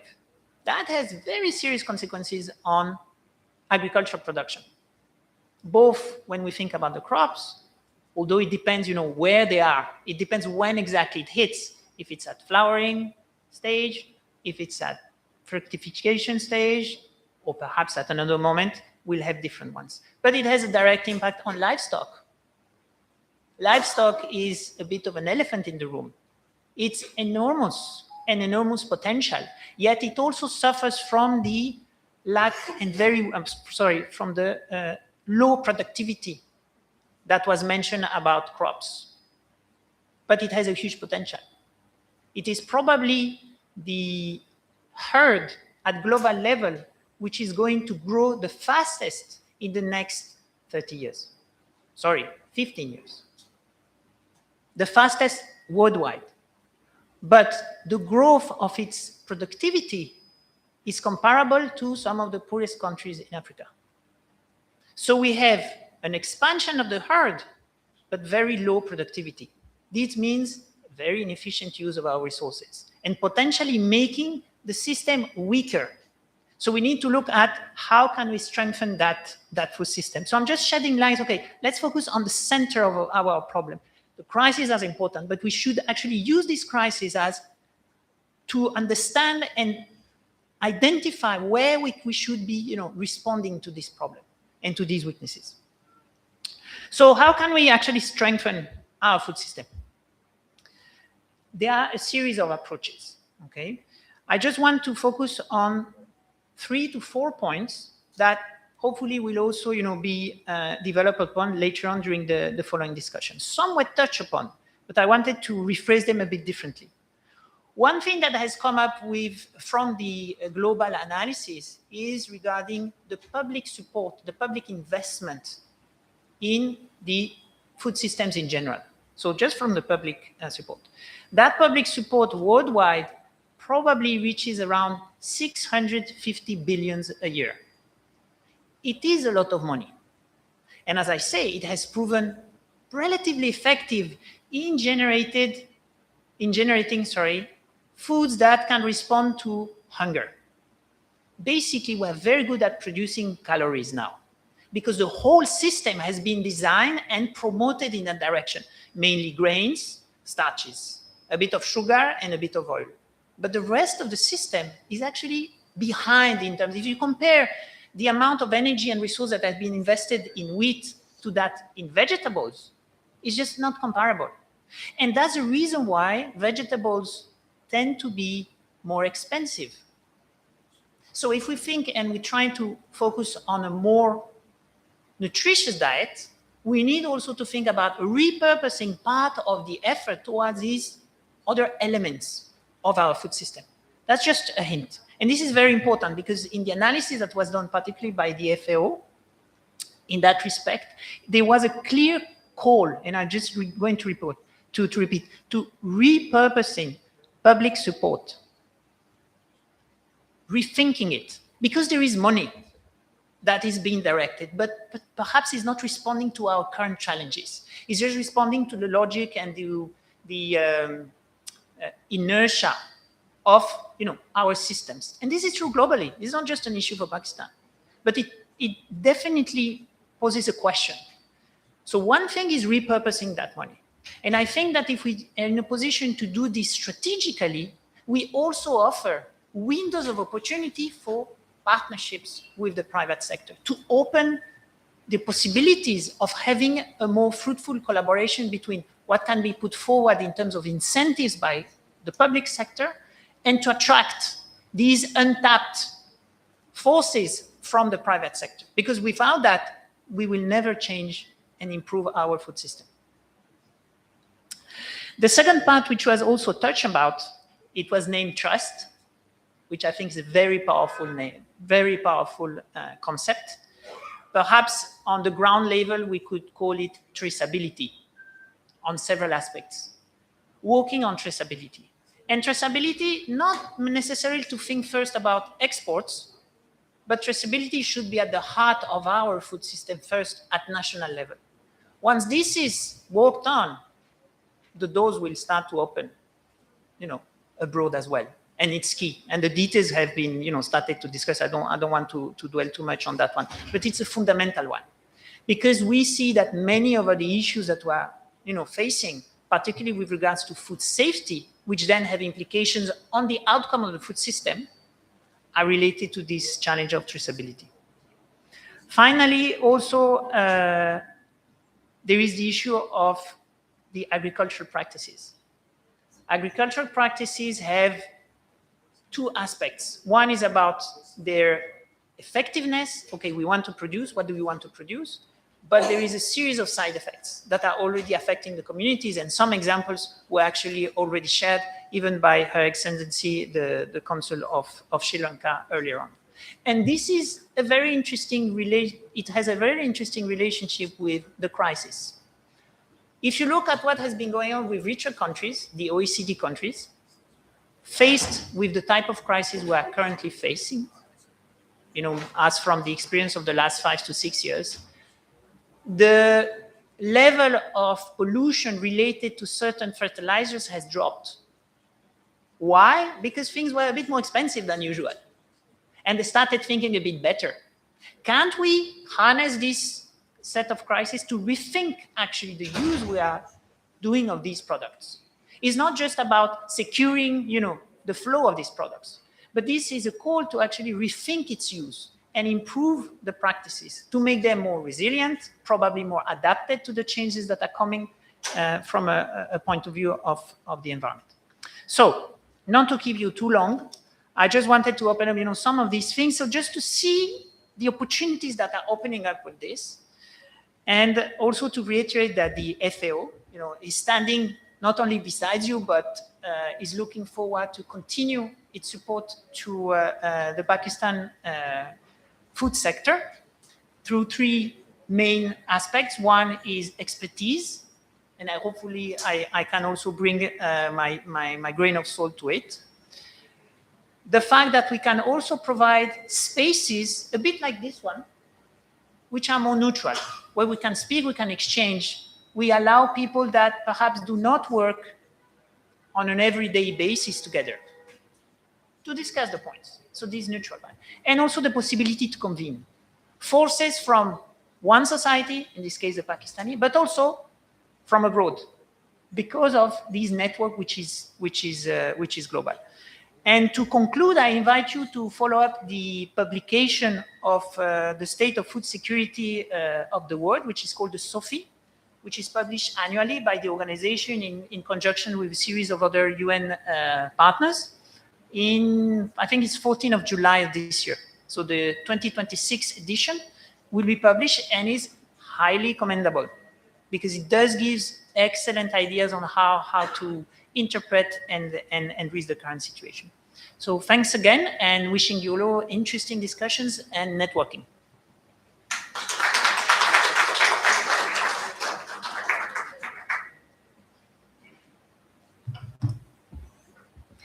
Thank you so much, Pedro.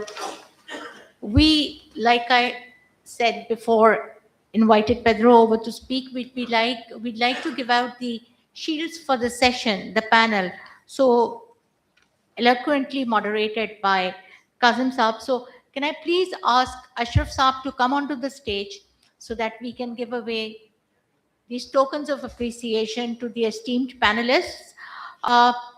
Mazhar is not here. He's already left. So I'll take his shield later on and give it to him. Natavan, obviously we can send you a shield virtually. We can take a picture and send that to you. Can I please have Nasir Bukhari Saab?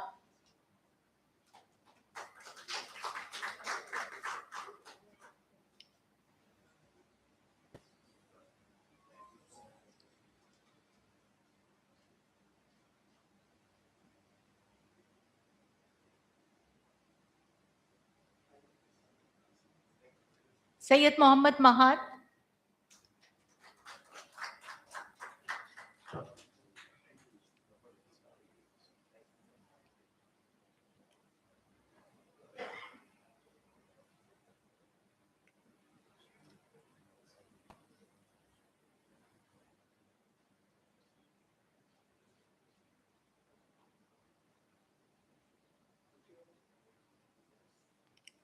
Naveed Abbas Maiman, Pakistan Single Window. Chale gaye? Okay, and of course, Kazim Saeed Saab.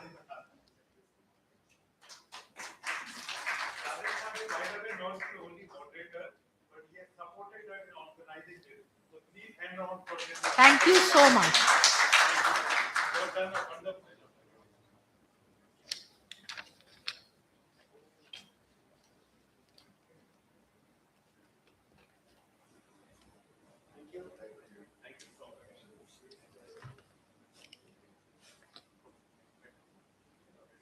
Oh, yes. Sorry, I totally forgot because I don't have him here on my papers, but I definitely have him physically very strong in his presence. Pedro, can we have you here for the shield also, please?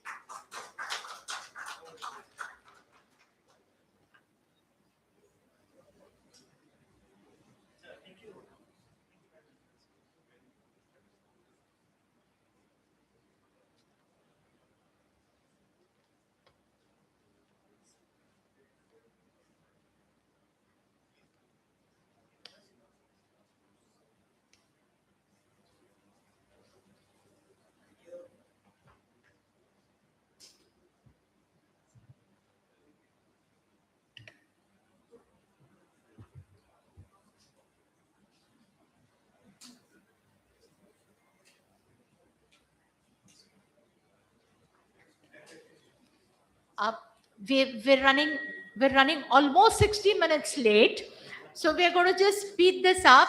Uh, I don't know about everybody else, लेकिन मैं जब इस कमरे में आती हूँ मुझे भूख लगनी शुरू हो जाती है. Anyways, we now have a few speakers coming in and sharing their wisdom with us, and the session is Beyond Commodity, Building Iconic Agri-Food Brands. My first speaker for the session is Atikur Rahman Saab, Economic and Financial Analyst. Atik Saab.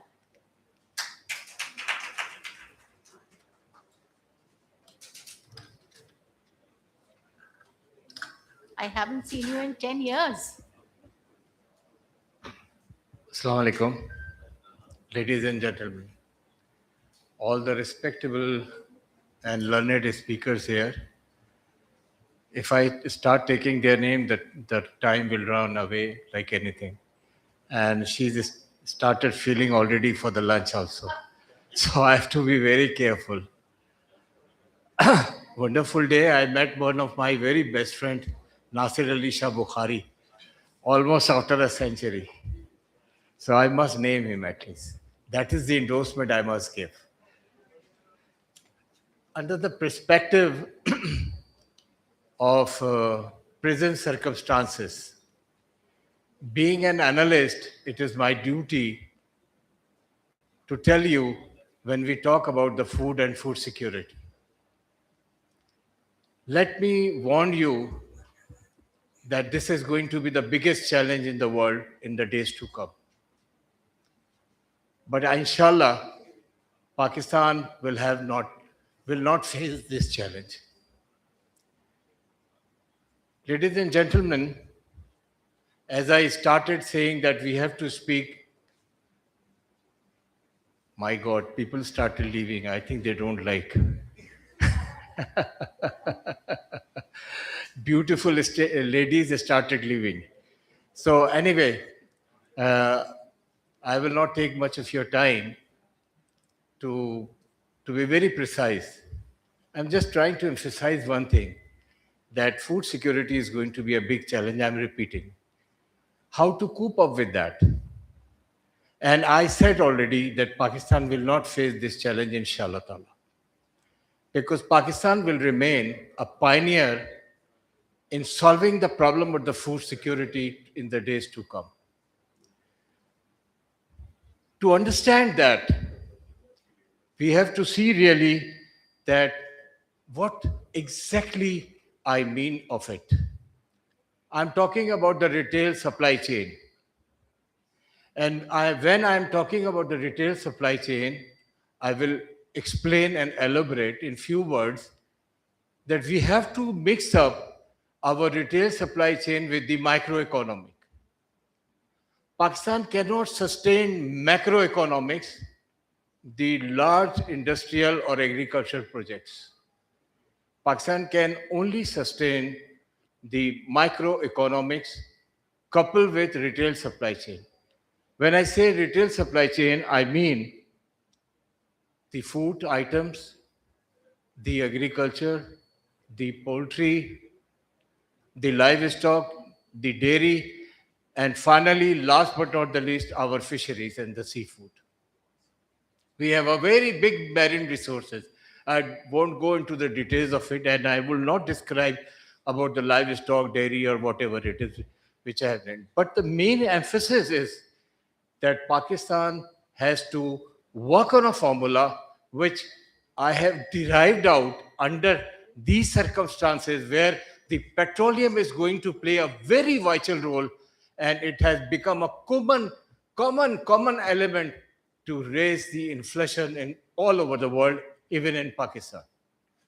When we have inflation, when we have problems of the food security, both combining together, there has to be a solution.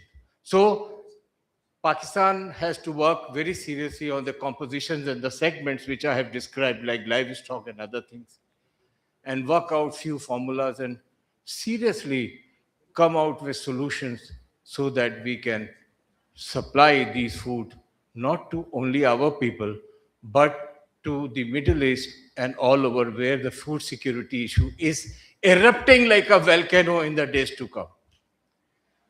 Same is the problem that if food security has become a major problem, and it is a problem and it is continuously going to be a problem, then we have to completely satisfy and adjust the shortfalls and the drawbacks we are facing. So facing the drawbacks and shortfalls, we can always say that yes, we can overcome all those things, and that is only possible when we are into the direction of it. So this conference is a welcome matter, very encouraging, and we have to really see that what out of this conference we have learned and what we can exactly do. I will sum up by saying that when I say retail supply chain, we have to seriously think about the macroeconomics coupled with it. Thank you very much. Because of the paucity of time, I tried to short it. So this much I can do. Thank you. Thank you so much, Atik sir. In the same session, we also have a virtual speaker. But before that, let me please invite for us to be listening to Mr. Ali Tahir Dada, CEO, Dada Farms.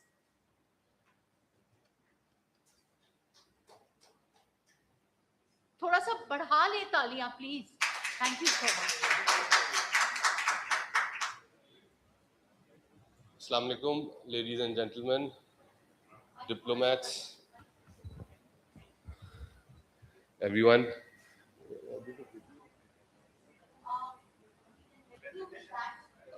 There's a presentation, and then there's a they have the video. So I'd like to introduce myself. My name is Ali Tahir Dada.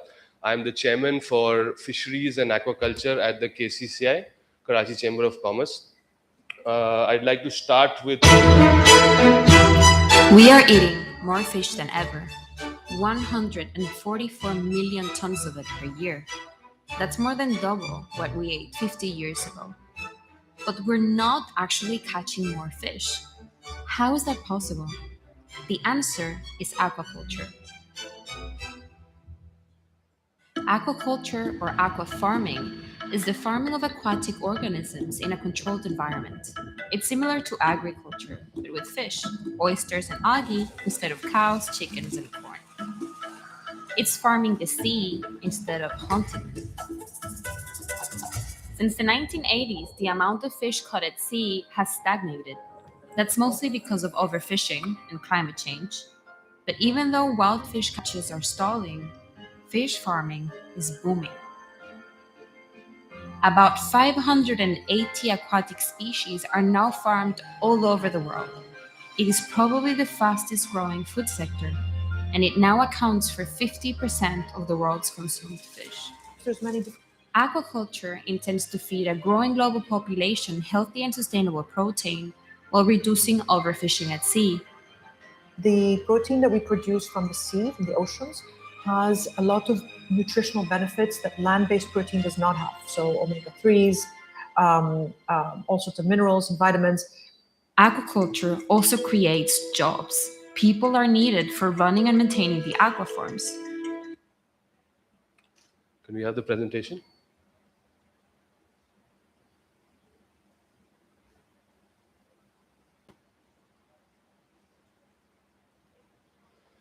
I wanted to show the video just to bring a little bit of context कि basically aquaculture है क्या. जब भी हम मछली, aquaculture, fish के बारे में बात करते हैं तो हमें what comes to mind is that एक boat fishing करने जाएगी in the sea, it catches the fish, brings it back, and then we sell it or eat it. But fisheries is divided between two sectors. One is the wild caught fisheries, जो पहली चीज जो मैंने जिस तरह बताई, and the second is when you actually farm the seafood.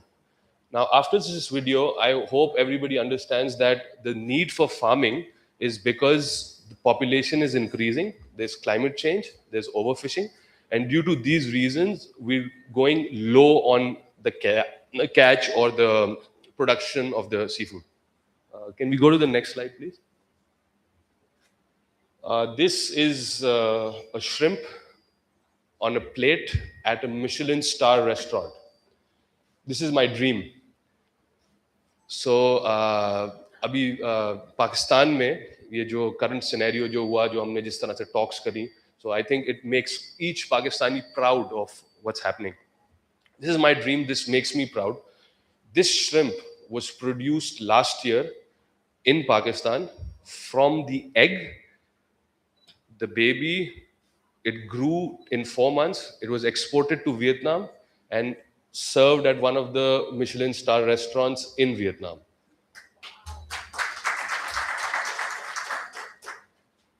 To tell you more about my dream, how Pakistan can prosper and how everybody else can benefit from this, we are very open to telling everyone about our business. Usually अपने कारोबार के बारे में कोई भी नहीं बताता. And the reason is that we want everyone else to produce, because we're always short of seafood in Pakistan, at least. Even globally, but at least in Pakistan. Okay. The global shrimp industry is $80 billion. Out of that, 60% is farmed. It has the potential to go to $121 billion because it's growing at a 5.5% compound annual rate.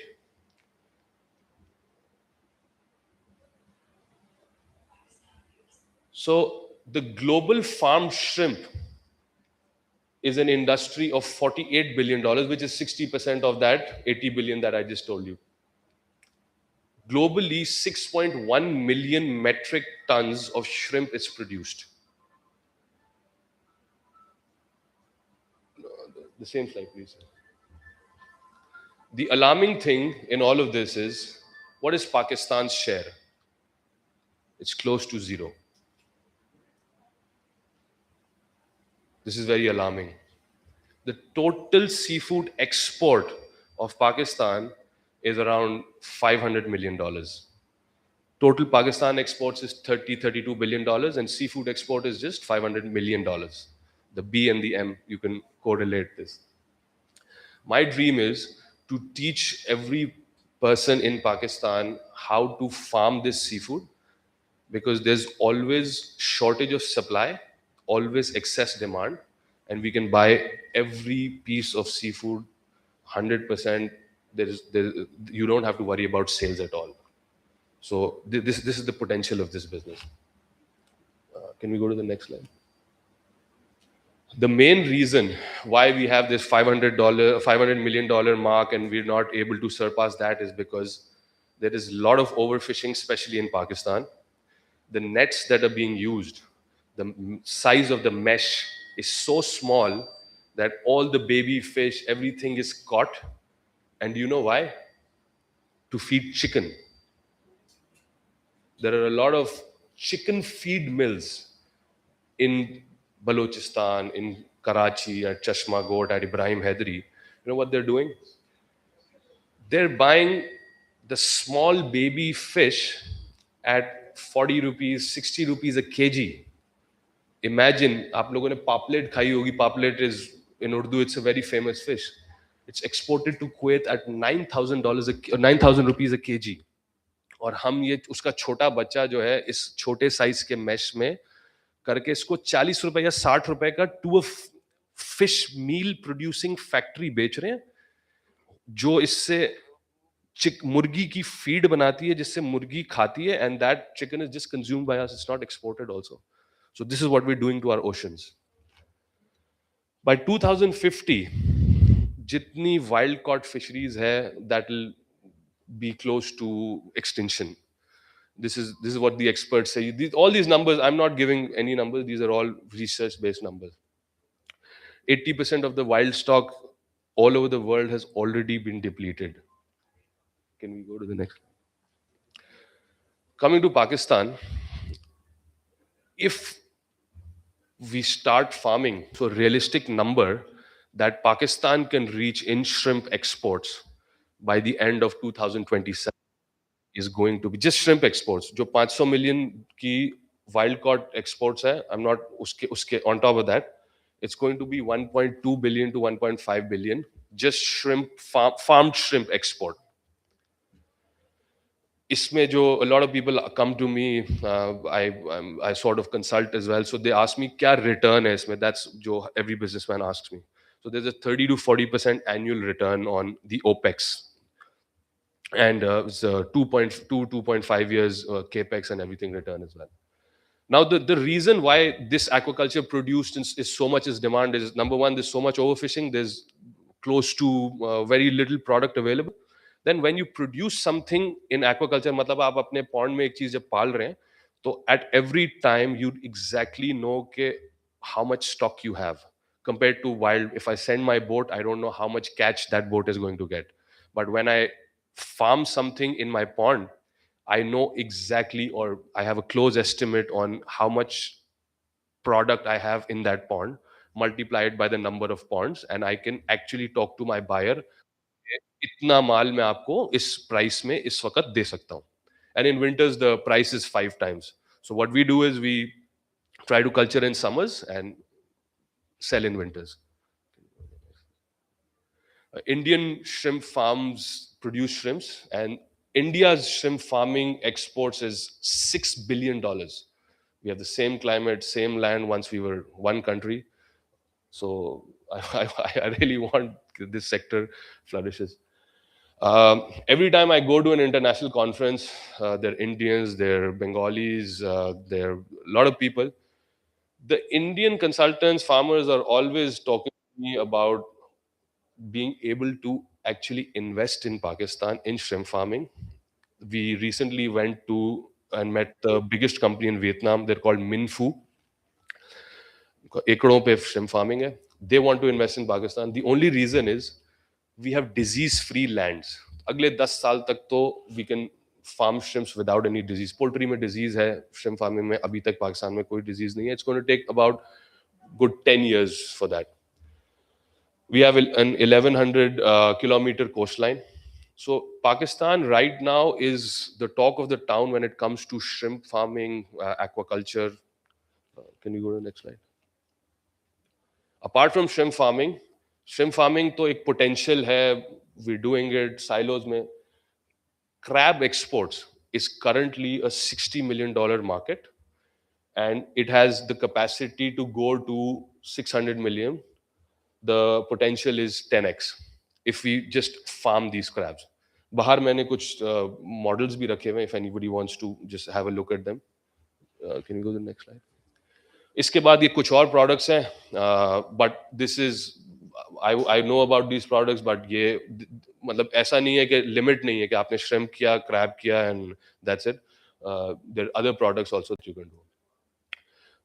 This will, if this is done, the balance of payment deficit would be reduced, employment creation, development of a lot of industries. Thank you very much for listening to me. Yes, please. Any questions?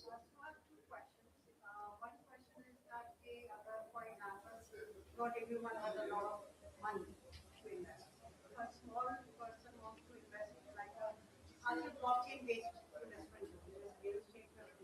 So why can't a system get created after land, buying a land is expensive, maybe a blockchain-based product can be developed where people can invest by a blockchain on this agricultural problem. Okay. Second thing which I have is in mind is that we all, mashallah, are based very again. So Gen Z is an area where we need to focus on. And when Africa can make farming methods, are they doing any workshops anywhere in the universities, colleges, because they need to learn about this, how they are being done. So I wanted to know about this. It's a very good question. A lot of people come to me and sort of ask the same thing. So I'm actually well versed about this question. So sadly, there are no real workshops or people not trained. But how we see it as, I'm a consultant for a company. We're partners with 4 or 5 big giants in the Pakistan economy. What we've done is we've signed an MOU with Bheria University. And we have this training session where we invite the students to live at our farm, and we train them. एक महीने का course है ताकि वो उनको वो सारी चीज समझ आ जाए. Practically they're doing it. Secondly, आपने blockchain की बात करी, तो we're planning on holding training sessions. So let's say there's a training session where we host 10 trainees. So what they can do is, even if they don't have enough money, after that training, 5 of them would want to do this, or they think my mindset matches this. So what they can do is they can join together, make a fund, borrow some money or this thing, and do this.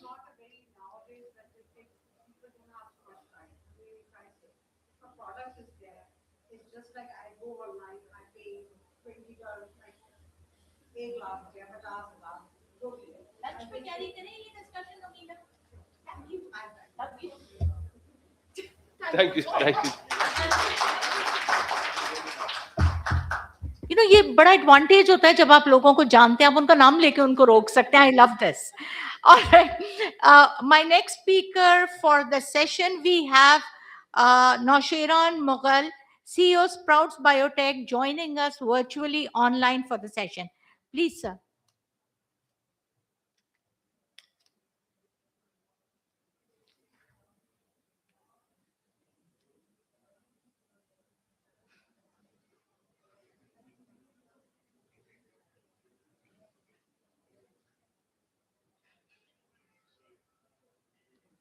ये तो मैं हूं speaker. Okay.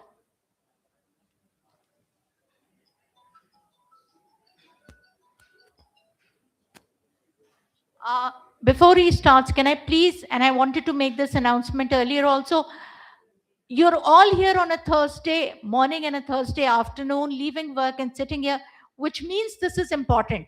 So based on that, can I please request you to put your cell phones on silent? I should have done it at the beginning, but I assume आप लोग सब कर लेंगे. नहीं किया हुआ है तो please अब कर लीजिए. Thank you.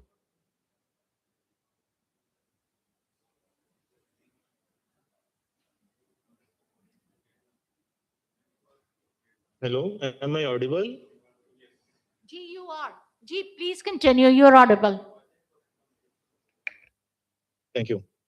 First of all, I am sorry. I had to leave urgently somewhere. I was there, but urgently I had to leave. First of all, thank you. Thank you for all. Thank you, the dear participants. Before I begin my discussion, I would like to show you a short video of my biotechnology and R&D setup at Sprouts Biotech Private Limited. We are working on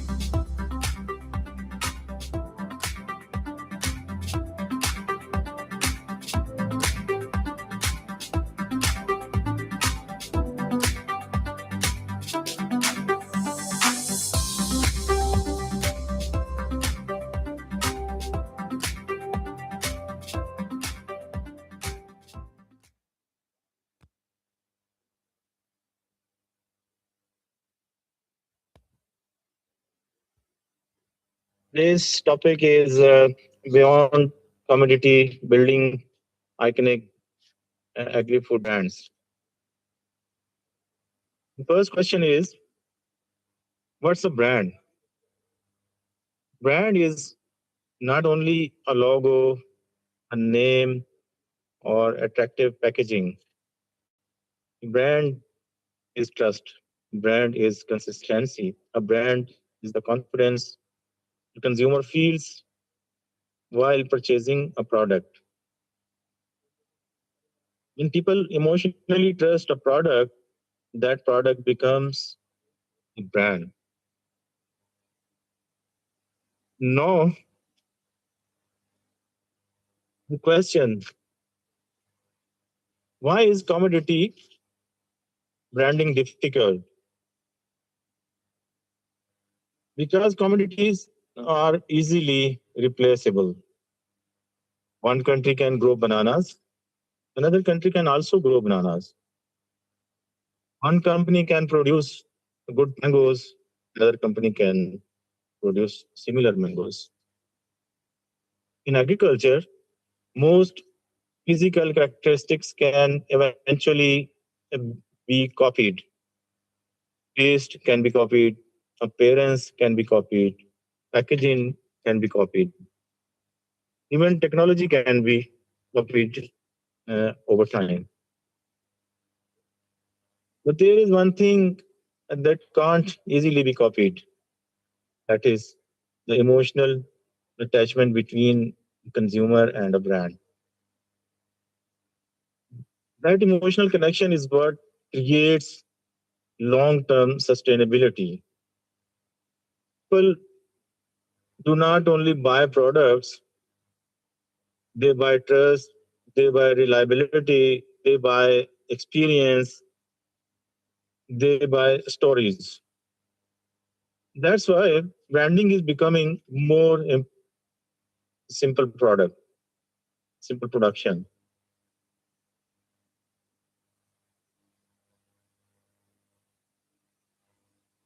Thing. Product, price, promotion, packaging. These are the minimum requirement for any successful product or brand. First, a product must have quality and consistency. Second, the pricing must be competitive. Third, promotion is essential because if the world does not know your story, your product remains invisible. And fourth, packaging creates perception and value in the customer's mind. In modern agriculture, I believe there is also a fifth P, purpose. The consumers support brands connected with sustainability, food security, innovation, and responsible agriculture. I believe agriculture must move beyond raw commodity production towards biotechnology, innovation, and value addition. Pakistan has huge potential in agri-tech, tissue culture, climate resilient crops, and food security solutions. The future belongs to those nations that combine agriculture with technology, production with branding, innovation with sustainability. Thank you.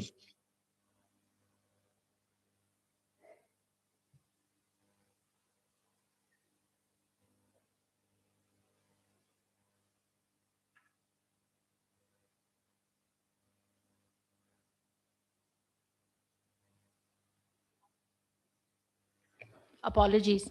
I know there must be a lot of question and answers that you might be seeking right now, but really, really pushed. So let's move that post lunch or during your lunch and networking session. Uh, State Bank of Pakistan. We move on to the next panel, very interesting panel, something very close to my heart. Banks and financial sector in sustainable agriculture. We've all been witnesses to State Bank's marvelous contribution to the sector and the support that it's given to other banks and SMEs in leading the way from the front, taking this up, accepting the agrarian economy, and the support that we need as a nation for the financing and the various models of financing that have been introduced. So it's my honor to be inviting for a keynote Mr. Abid Kamar, Director Agriculture Credit and Financial Inclusion Department from the State Bank of Pakistan to open this very critical session for us. Abid Saab.